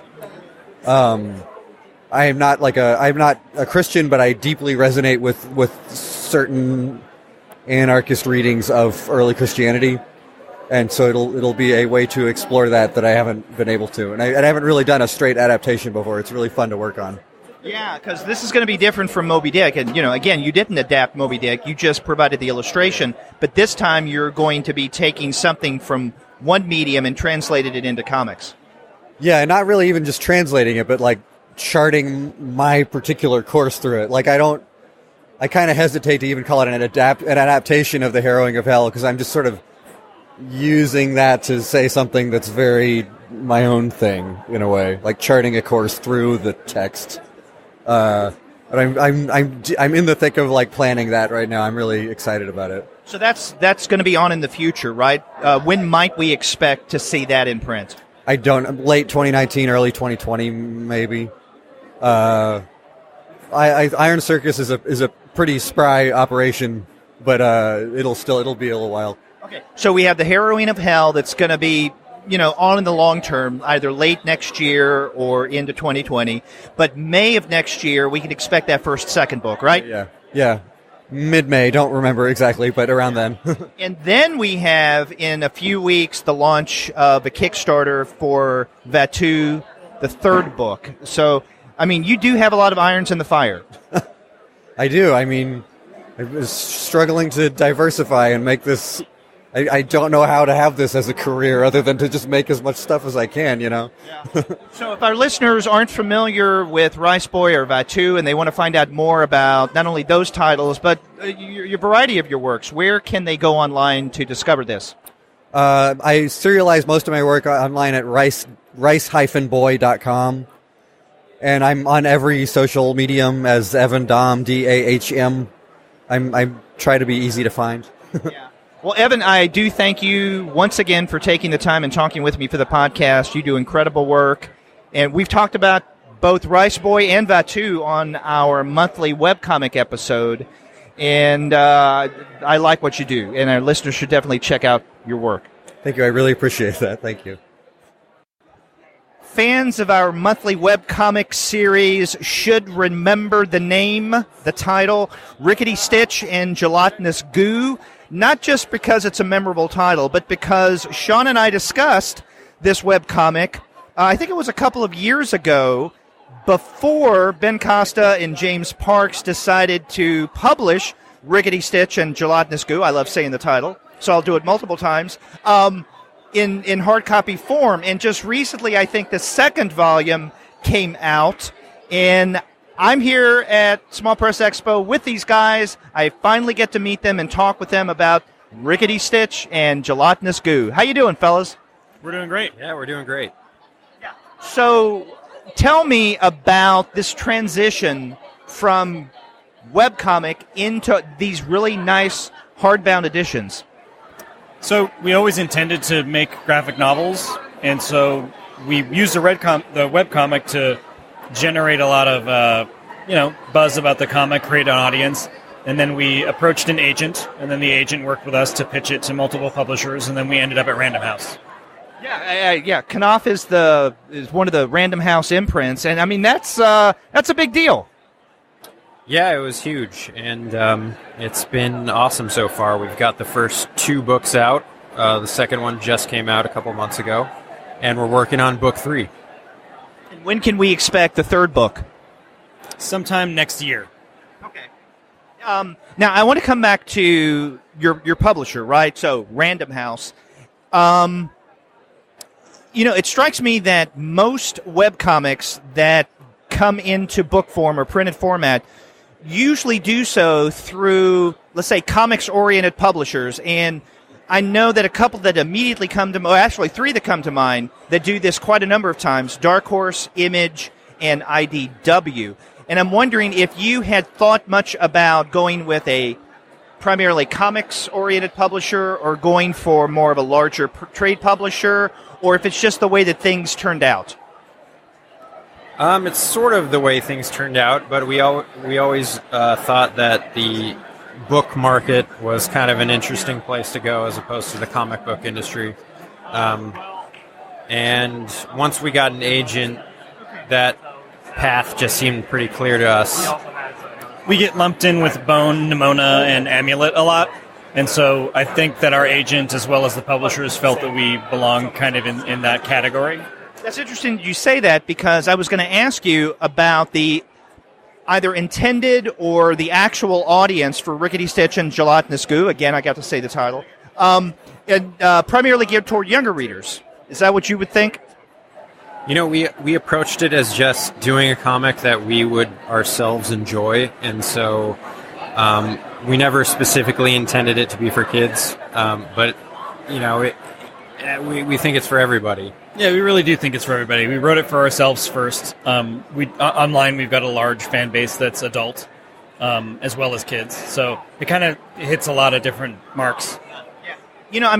personally, I don't necessarily think of this as a title for younger readers, or at least intended for younger readers, although it could be enjoyed and appreciated by younger readers. And that's what strikes me as a strategic move in going with a trade publisher like Random House, because I think that the possibility of selling more books and to getting them in the hands of younger readers would be much higher than if you'd gone, let's say, with Dark Horse or Image.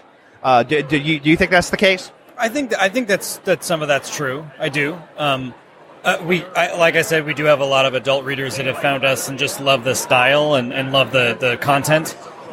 Rickety Stitch is obviously, it's like a little bit like the Muppets meets the Lord of the Rings, in that it's like deep seated in fantasy lore and a lot of high fantasy tropes. We are obviously inspired a lot by Dungeons and Dragons. Ben and I played Dungeons and Dragons when we were kids. We've actually known each other since we were in second grade. So we've got a long history of kind of creating stuff and worlds like that together. And that's kind of what we're seeing in this space. So knowing each other that long, it was kind of a no-brainer to work together on a title. Yeah, and we've been working on projects together our entire lives, from movies and comics and stories that we've written. What are some of the decisions, if any, that you've had to make in terms of the webcomic now that the print versions are coming out? So, for instance, are you taking down some of the webcomics? Yes, we've taken down the webcomic. Our print Completely? Completely. Actually, not completely. There's a preview available on our website, ricketystitch.com, and you can read the first chapter of book 1, so you can get an idea of the flavor of the book. But we had to take down the book because it was published, and our web presence is just different than it was before. Okay. So you're not even putting up, let's say, online the newest installments that will eventually become a future volume. Now that you're in print, you're just not doing new webcomics at all, correct? Right. We're not doing webcomics at all. Okay. Is that something that the publisher wanted you to do, or is that a decision that you wanted to make? It's something the publisher wanted to do. It's also a little bit helpful to our creative process because we can just focus on creating the full book and then printing the full book and getting it ready for the market, instead of a lot of the infrastructure of maintaining a webcomic online or promoting every day and things like that. So having it be in one big installment that's released every year or every other year really helps from a creative standpoint. Well, in what other ways is the storytelling dynamic, the creation of Rickety Stitch and Gelatinous Goo, different now that you're not doing it online, but you're writing within the framework or the mindset of print? Yeah, I don't think it really affects the process because James and I, we get together and we write the script over the course of, however long, a couple months, a few months, and then I go into a hole and draw the book. And so I guess the only thing that really changes is thinking about an update schedule and having to post pages. So I guess the thing that does change is, right now I'm working on book 3, and I've got some half-finished pages that, I eventually need to work on, but I've moved ahead in the story, which if I was working on a webcomic, I would have to finish each page as is so I could post it. So, for the preview that you were describing, where can our listeners go online if they haven't already seen anything from you guys to find out what Rickety Stitch and Gelatinous Goo is all about? So you can check out ricketystitch.com. We've got previews on there. We're also on Instagram and Facebook. Just look for Rickety Stitch and you'll certainly find us. Great. So the first volume, Rickety Stitch and Gelatinous Goo, The Road to Eppley, came out a while back. The newest volume, number 2, just recently came out, and that is The Middle Route Run. James, Ben, thank you both for not only doing what you're doing, but also taking the time and talking with me for the podcast. Yeah, thank you for talking to us. Thanks for coming out. We love the show. One of the nominees for this year's Ignatz Award for Outstanding Artist was Ivy Adams because of her book, Pinky and Pepper Forever, which was released earlier this year from Silver Sprocket. Ivy, how you doing? I'm doing well. And how does it feel to be an Ignatz nominee? It's such an honor to be recognized, especially in the category of Outstanding Art. My book is an art book about art, and it references art history, and it's about artists. So to see my work recognized for that is a huge honor. I have to admit that I haven't yet read Pinky and Pepper Forever, but it is on my to-read list, and it's something that really caught my and my co-host's attention a few months back when it was solicited in previews. The wild purple background and the character on the front with the hair, and we noted it. We pointed that out, which also had us even more interested in the kind of stuff that Silver Sprocket does. And in fact, I was talking with Avi yesterday about the possibility of doing a publisher spotlight on Silver Sprocket, which we may be a way to talk about, get into Pinky and Pepper Forever. So for those who aren't familiar with the title, how would you describe Pinky and Pepper Forever? You did a little bit of that in the build-up a moment ago. Pinky and Pepper Forever is about two girlfriends that die and go to hell, and they are also dogs. And then what happens to them in hell without giving any spoilers? Well, they're artists, and they have to learn how to continue to make art and continue their tumultuous relationship under new conditions of hellfire. Okay, so linking the creation of art and hell, intentional? Do you think there may be anything weird about that? Pinky and Pepper Act 1 is set in art school, and after they die, Act 2 is set in hell, and it's definitely intentional to show how similar those two settings are. Okay, well, tell me a bit about and educate me about the other work that you've done, your other comics.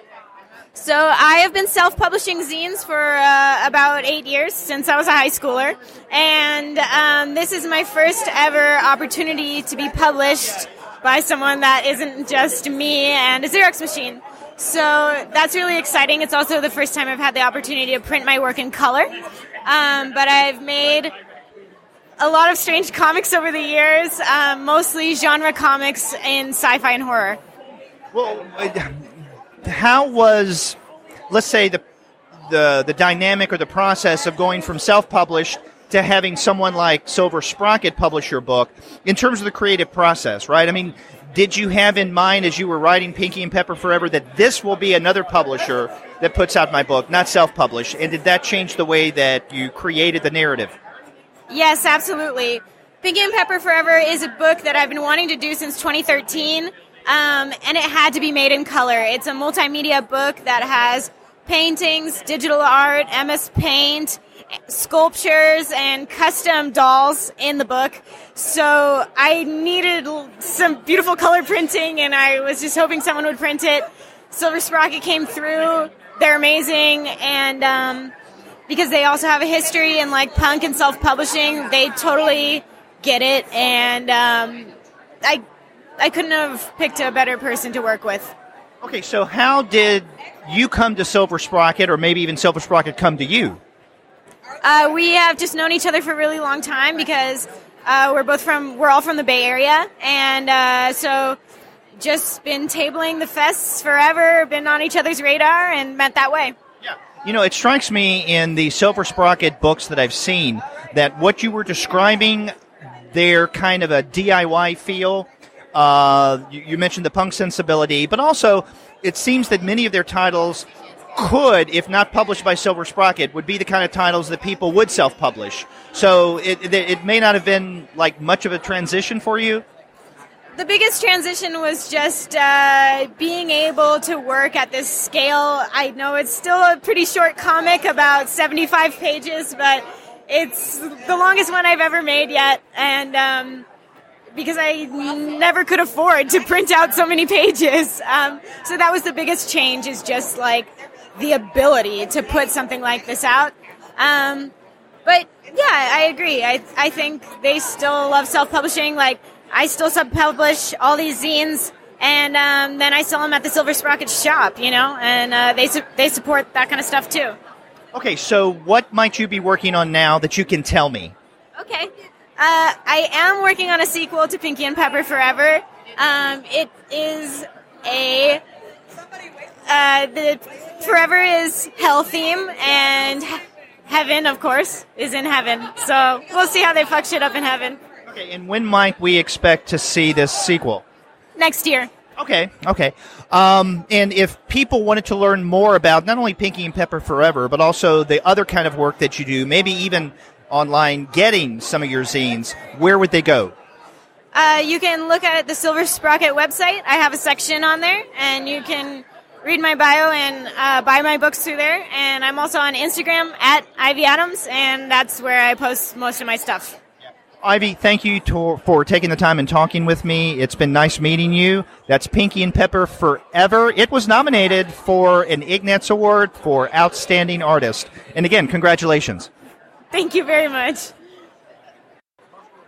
Earlier this year, Kilgore Books had a Kickstarter, and I mentioned that previously on these on-location interview shows at SPX. But one of the creators who had a book that came out, Tinderella, I haven't discussed any, or I haven't interviewed yet, is MS Harkness. And again, her book is Tinderella. MS, how you doing? Doing pretty good.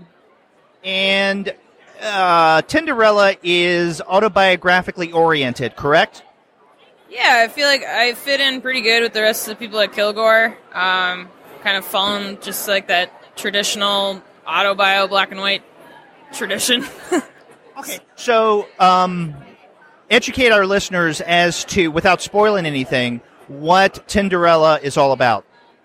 The way I pitch it at shows is usually it's about online dating and boys and feelings, and then there's like this hard left at the end that you weren't anticipating. But yeah, it's my first full length book.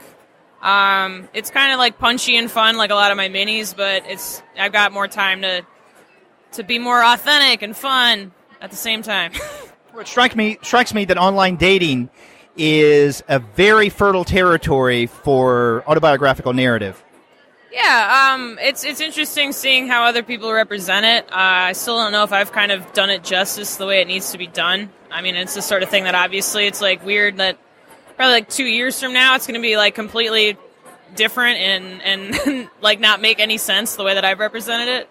But I want to keep playing with it even in my next book. So are you uncertain about the representation of online dating because of changes in technology, or maybe you feel like you're not being fair to those who, let's say, engage in online dating? Oh, just the technology. I feel like I'm being fair for the most part.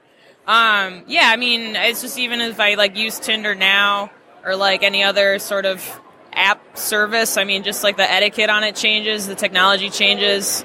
We have all these different just means of communicating with people, and we're always looking for the next thing. So yeah, it's interesting. 10 years, maybe even 5 years from now, someone will pick up your book and said, "What is this thing called Tinder? What is this ancient technology?" Yeah, well, it will probably all be like dirt by then, and then hopefully there'll still be comics. But yeah, I don't know. We'll see. Okay. Well, I want to ask you about some of the other work that you did. Now, Tinderella is, as you put it, your first full-length book. Tell us some about your self-published stuff that you've done before back in, Minnesota? Yeah, I'm out of Minneapolis. Yeah, it's all good. Well, me and my good friend Pete Fakey, we're like a tag team, and we go around all these shows, and we're kind of not like super punk DIY kids, but we like to kind of find the means ourselves to print all of our own stuff, go out and buy our own paper, screen print and Rizzo where we can, but a lot of it is just making the stuff we want to make and trying to find a way to bring it to the people however we can. So well, I'm interested how you stumbled across Dan, or Dan stumbled across you. Dan Stafford.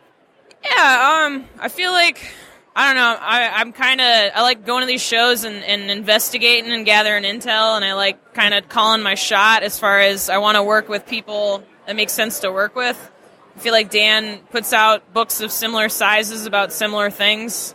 I don't really know how the hell to make comics in color, and I like running on the cheap, and Dan's real cheap. No, Dan's not real cheap, but Dan's just a really wholesome dude who, I gave him my work and was like, I got more of it, and I think he told me he was like reading it late at night one night, and he was like, yeah, let's do this, so.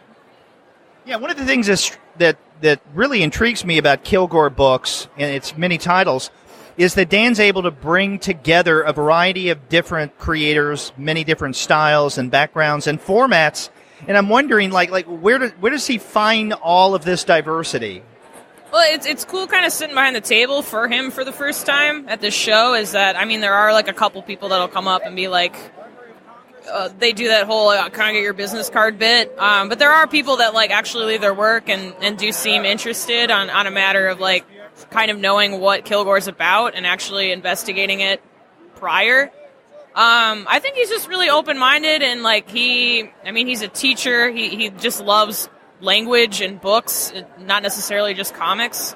So like, I mean, he's got like Zach Sally's like memoir on his table. It doesn't have any pictures in it. He's got Simon Morton's stuff. That's probably one of the more experimental stuff that we have on the table. But yeah, I mean, I think he just likes working with people that want to do this and like are in it to win it and are going to keep making stuff regardless. So. Okay, so now Tinderella is out. Are you working on another comic, either long form or otherwise? Yeah, so the next book is Desperate Pleasures. It's longer than Tinderella is, but it's kind of like a direct sequel in that I've already established all of these characters and gonna keep working with them. Yeah, but I mean, I feel like my drawing skills have come a long way, like even in just like a year. So it's only gonna be better. Only gonna get bigger and better. All that. Is this new book gonna be with Kilgore as well? We'll see, man. I mean, I would love to work with Dan again. He's a really wholesome guy. I feel like the cut he gives his artists is really good.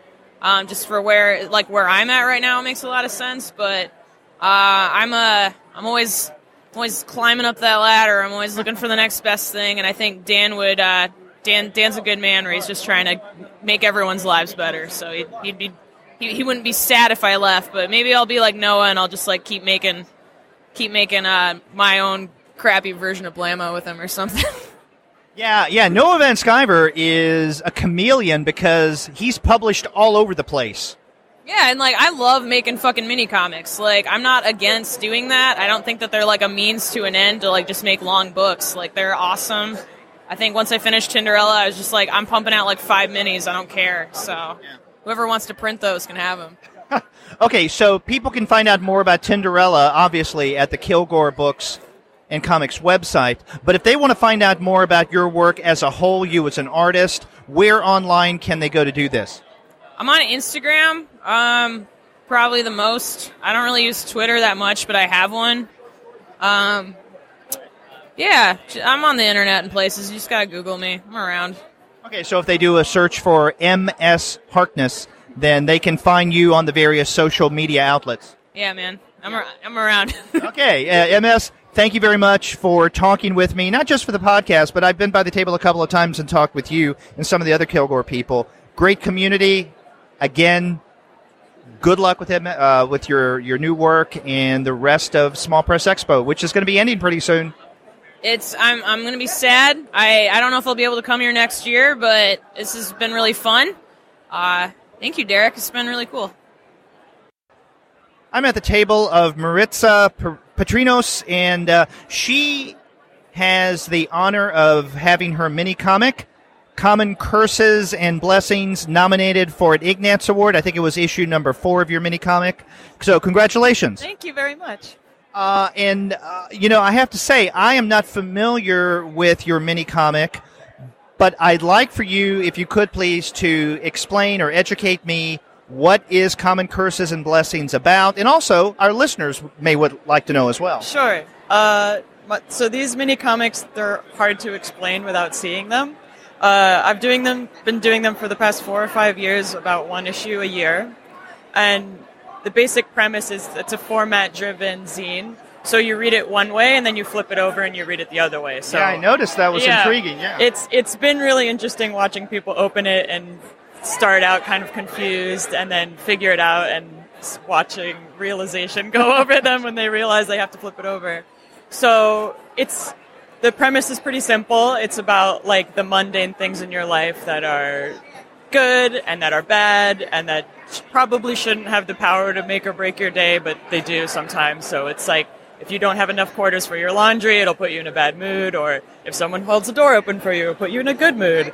It's about really small things. It's about tiny things, and it helps. I hopefully will help you appreciate the little things in your life a little bit more. Yeah. And in a humorous, like, trivial way. And it's done in the style of, like, ancient religious iconography. Okay, so you were talking about the little things, and that leads me to another question. I mean, what is it about the mini comic format that particularly draws you? Because you've been doing this, for 4 years now at least? Right. Well, the thing that I like about making art, like, the most is that you don't need anybody else to do it, really. Obviously, I needed a printer to do it for me, but I didn't need to rely on a publisher or anything. I had an idea, and I could just kind of put it together, cut it, staple it, and sell it myself.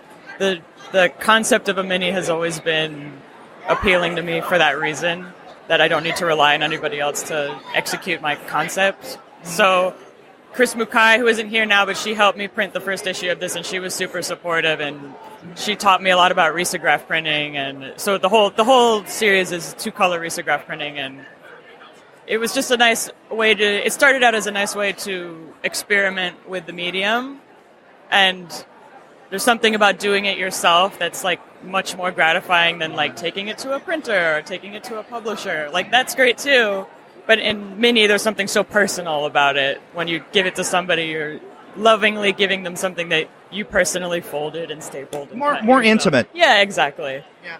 Now, have you considered or maybe engaged in longer form narrative? I have thought about doing that a lot, and it's kind of a daunting thing. The career that it's kind of happened for me in a way that I didn't necessarily intend was that I do a lot of really short, like, single image comics for a living, or I don't usually do things as long as this. But it's something I want to explore. It's just like the idea of spending months and months and months on one project is really daunting to me, but it's a challenge that I really want to experiment with one day.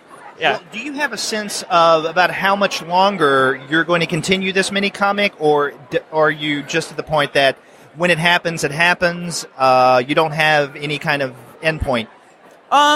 Well, this isn't 100% official yet, but it is probably going to be compiled as a book and published as a book. With the flip aspect as well? I wanted to keep that for sure. That's kind of the end game, is that it will all be compiled together in one book with lots of new pages and stuff, and we can spruce it up with, like, a fancy cover and maybe introduce more colors or something like that. And I think that, to me, is the finished product, and that's how it's going to accumulate into this one book. Do you have a sense of, like, how many mini comic issues you're going to do before you publish it as one narrative? I think, like, it's going to be all 4 of these, and then probably the amount of pages of, like, one more, maybe a little bit more than that. It's probably going to end up being about 100 pages. Okay, so is this something that you would like to publish yourself, maybe even kickstart, or do you think you may want to go to a publisher to have them do this? Right now, I'm going down the publisher route, because it's something that I've never done before. I've never had something professionally published by an actual publishing house before, so it's something that I'd want to experience and see if it's something I like, and if it is, maybe that's a future career for me. I don't know. I want to try it, yeah.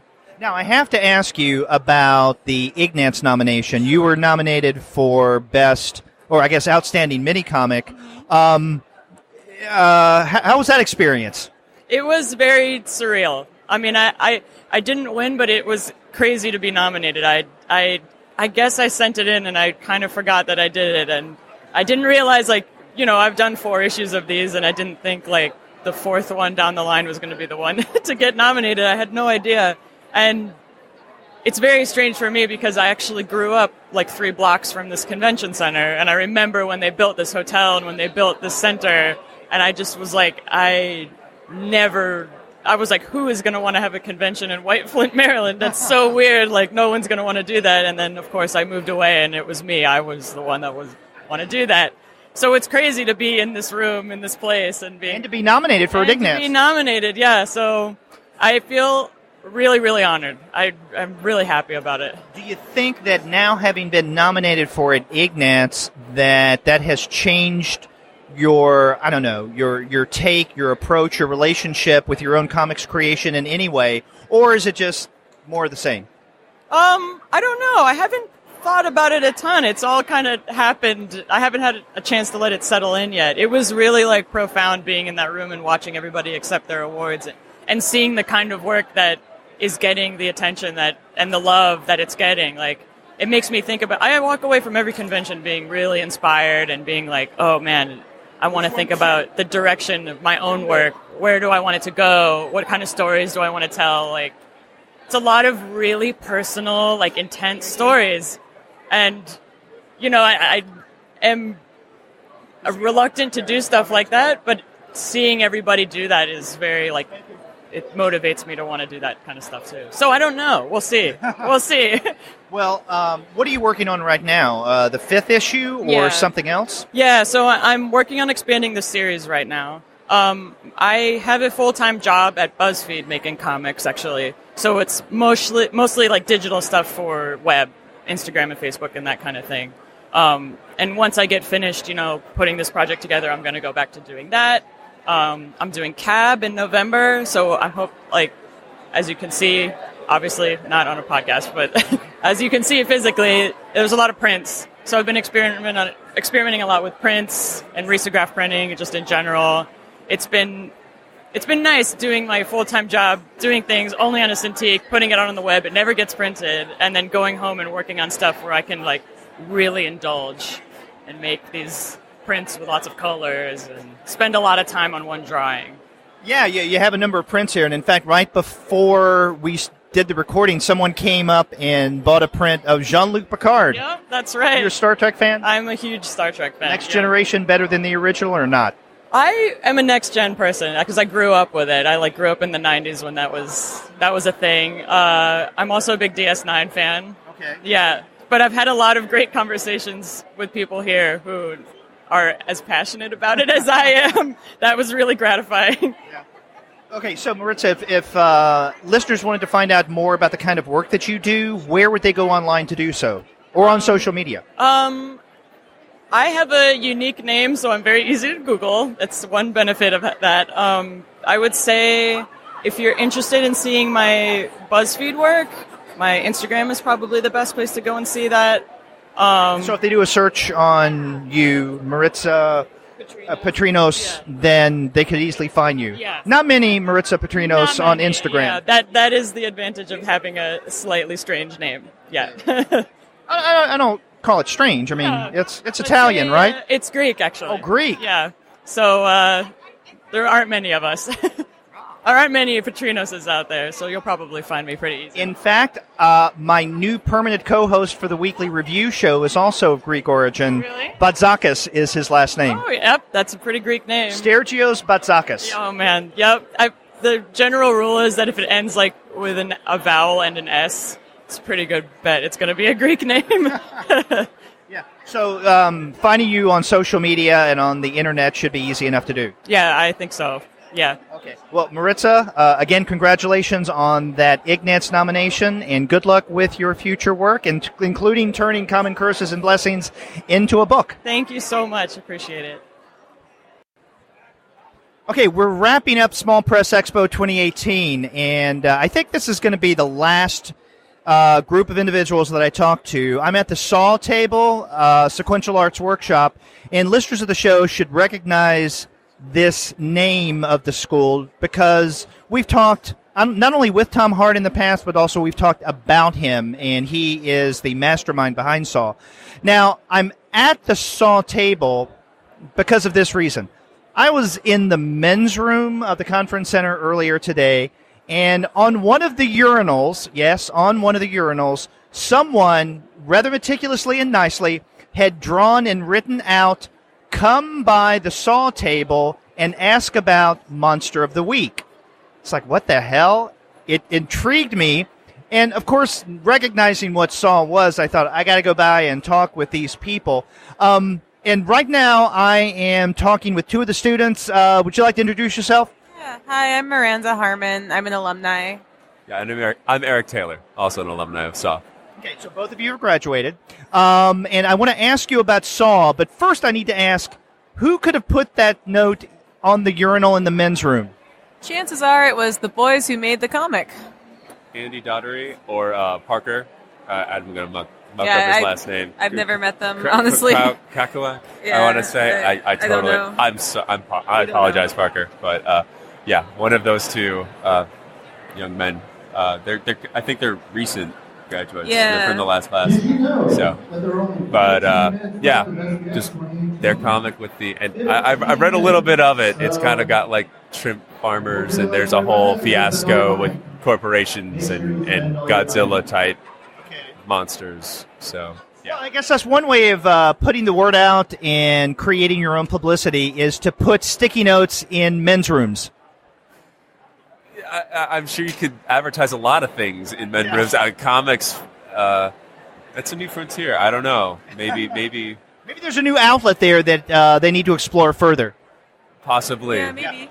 Men's rooms across the nations, not just SPX. That's right. So, and with that, I think we can leave that topic behind us. But I want to talk with you guys about your experiences with SAW and then what you do in terms of, well, both as students but also now as alumni, as creators yourselves. So what was your experiences like with SAW and as a creator? I had a great time at SAW. We used to graph machines, so I was able to print my own zines there. It was my first art school experience. I didn't go to art school, so I went there right after undergrad, and I had a great time. I mean, it was a really intense year. It's really what you make of it. You know, some people worked really hard and some people didn't. It's, it's like any school, but I had a really great time. Tom was great. Justine was great. My teachers were all great. Leela was incredible. I learned a lot from really incredible artists that year. And yes, all the staff. Shout out to John Ronan too. He does the history. Like there's a bunch of different classes. It's like the year-long program, I think, is 5 days a week, and it's a different class every day of the week. So, and it's different instructors that kind of cover a different variety of topics: art history, the actual like process in story making, and the process in like inking and drawing, and anatomy too, trying to get you to create the best stories that you can. And I personally had a great time. I moved to Gainesville, and I still am in Gainesville because it's such a great school. I attend board meetings on occasions too to help with the publications and the risograph machines, and it is an amazing school. And what Tom has done is just something that really I hope would be replicated elsewhere too. But we've got it here, and the weather's great. There's palm trees, and definitely check us out. Okay, so tell me about the work that you guys have been doing since you graduated, your own comics. Well, I do a lot of autobio work and just small fantasy stories, things like that. I live in Los Angeles. I'm around a lot of our other artists, so but I do like kind of illustrative work, a lot of like kids book like work. I draw a lot of cute animals, a lot of monsters, things like that. My most recent comic was a parody of The Sculptor. I did the sequel to The Sculptor, Sculptor 2. Only took me 24 hours to make, so I'll send you with a copy too. So, but it's kind of I do kind of shorter form. I do more 24-hour comic works for what I do. I like having a final product once I get it all done up. But that's kind of what I've been doing and stuff. And I do longer pieces too and publish them on my website as well. So. Well, let me ask you something else. Now, you mentioned you guys are down there in Gainesville. And I know that the University of Florida has one of, really, I guess it was the first, and it's one of the few programs in comic studies there. And I know that Tom has a close relationship with some of the people at University of Florida. What is the any kind of link or relationship between SAW and University of Florida? There isn't really much of one that I'm aware of. I think sometimes Tom and Leela both teach courses at UF, and we had teachers who worked at UF also, but there isn't really it's not like you take classes at both schools at once. We do have like access to, I think, their library too, but because SAW isn't really an accredited school like UF, it's just not in the same system. I I was aware of Tom and Leela teaching courses over at UF. There's a symposium at Gainesville as well, too, for a comic symposium. I went to, when I went down there, I went to the first 2 years, just really the in-depth kind of analysis of certain comics and different works. It's really interesting. I really... There's some crossover, but, I mean, SAW is its own very separate entity of a school, and it's different. Yeah, I remember the last time I saw Tom was actually 2 years ago. University of Florida every year has its comics conference, which is put on by its graduate students primarily, and, faculty help out. And, in fact, it was 2 years ago that I was one of the keynote speakers. So they invited me down, and I saw Tom at, I think, the last evening's event, and I think he brought with him, and maybe Leela had made it, a really elaborate cake. And I remember that the frosting looked like something that was photographed, so we were impressed with it and felt bad about cutting into it. So anyway, do you are you encouraged at SAW to, let's say, take part or become an audience member in the comics conference that takes place in the spring? You mean the... This may be, I guess, the symposium that you referenced. No,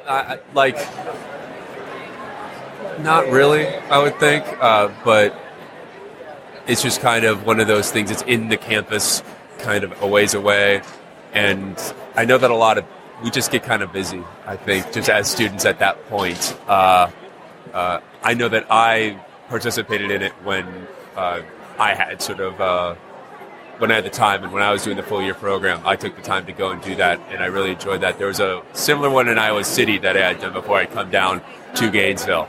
Jaime Hernandez was in it and stuff as well, too.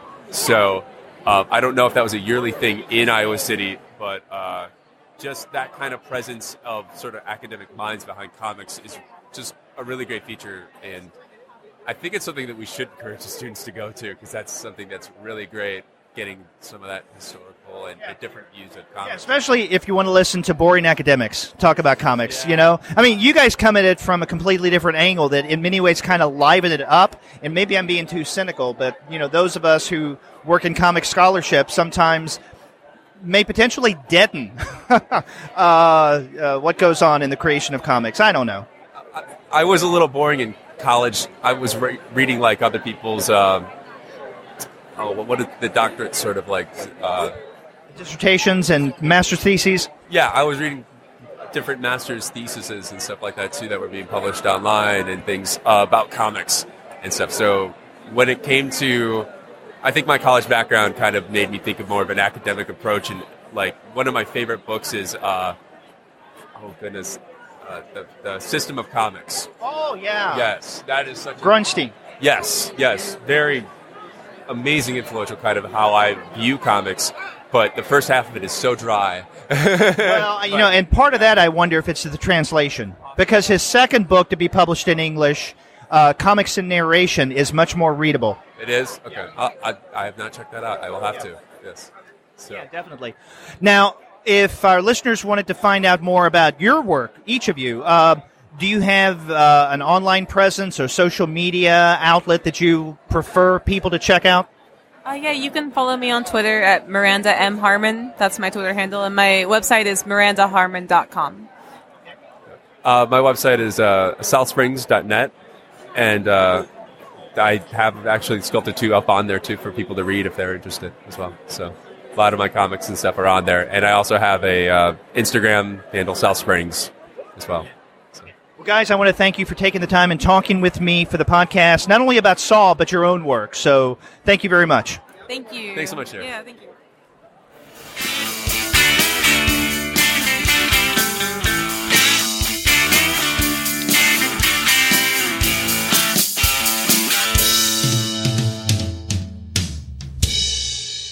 I want to thank Jennifer, Fernando, Rodrigo, Coni, Ellen, Miss, Michael, Evan, Ben, James, Ivy, MS, Maritsa, Maransa, and Eric for taking the time to talk with me at last weekend's Small Press Expo. If you missed the first series of interviews, then check out the show that I released last Tuesday. Also, be sure to check out the website of our sponsor while you're at it, Discount Comic Book Service. As I mentioned at the top of the show, if you go to dcbservice.com right now, you'll find unbeatable prices on a variety of publications, both in single-issue form and in bundles. That's dcbservice.com. And after you do get your titles there, get in touch with me and let me know what you thought about my many conversations at SPX 2018. If you go to our website, comicsalternative.com, you'll find that you can leave us a voice message online via SpeakPipe. Or you can call us the old-fashioned way by picking up your phone and dialing 415-3-COMICS. That's 415-326-6427. You can also email us. We're two guys at comicsalternative.com, or you can email me directly. I'm Derek at comicsalternative.com.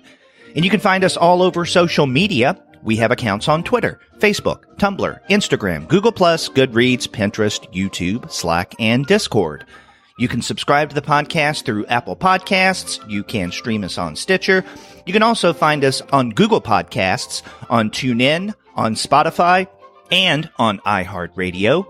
But you can find every single one of the podcast episodes, as well as the reviews and comics-related commentary that we've released on our blog, simply by going to our website, comicsalternative.com.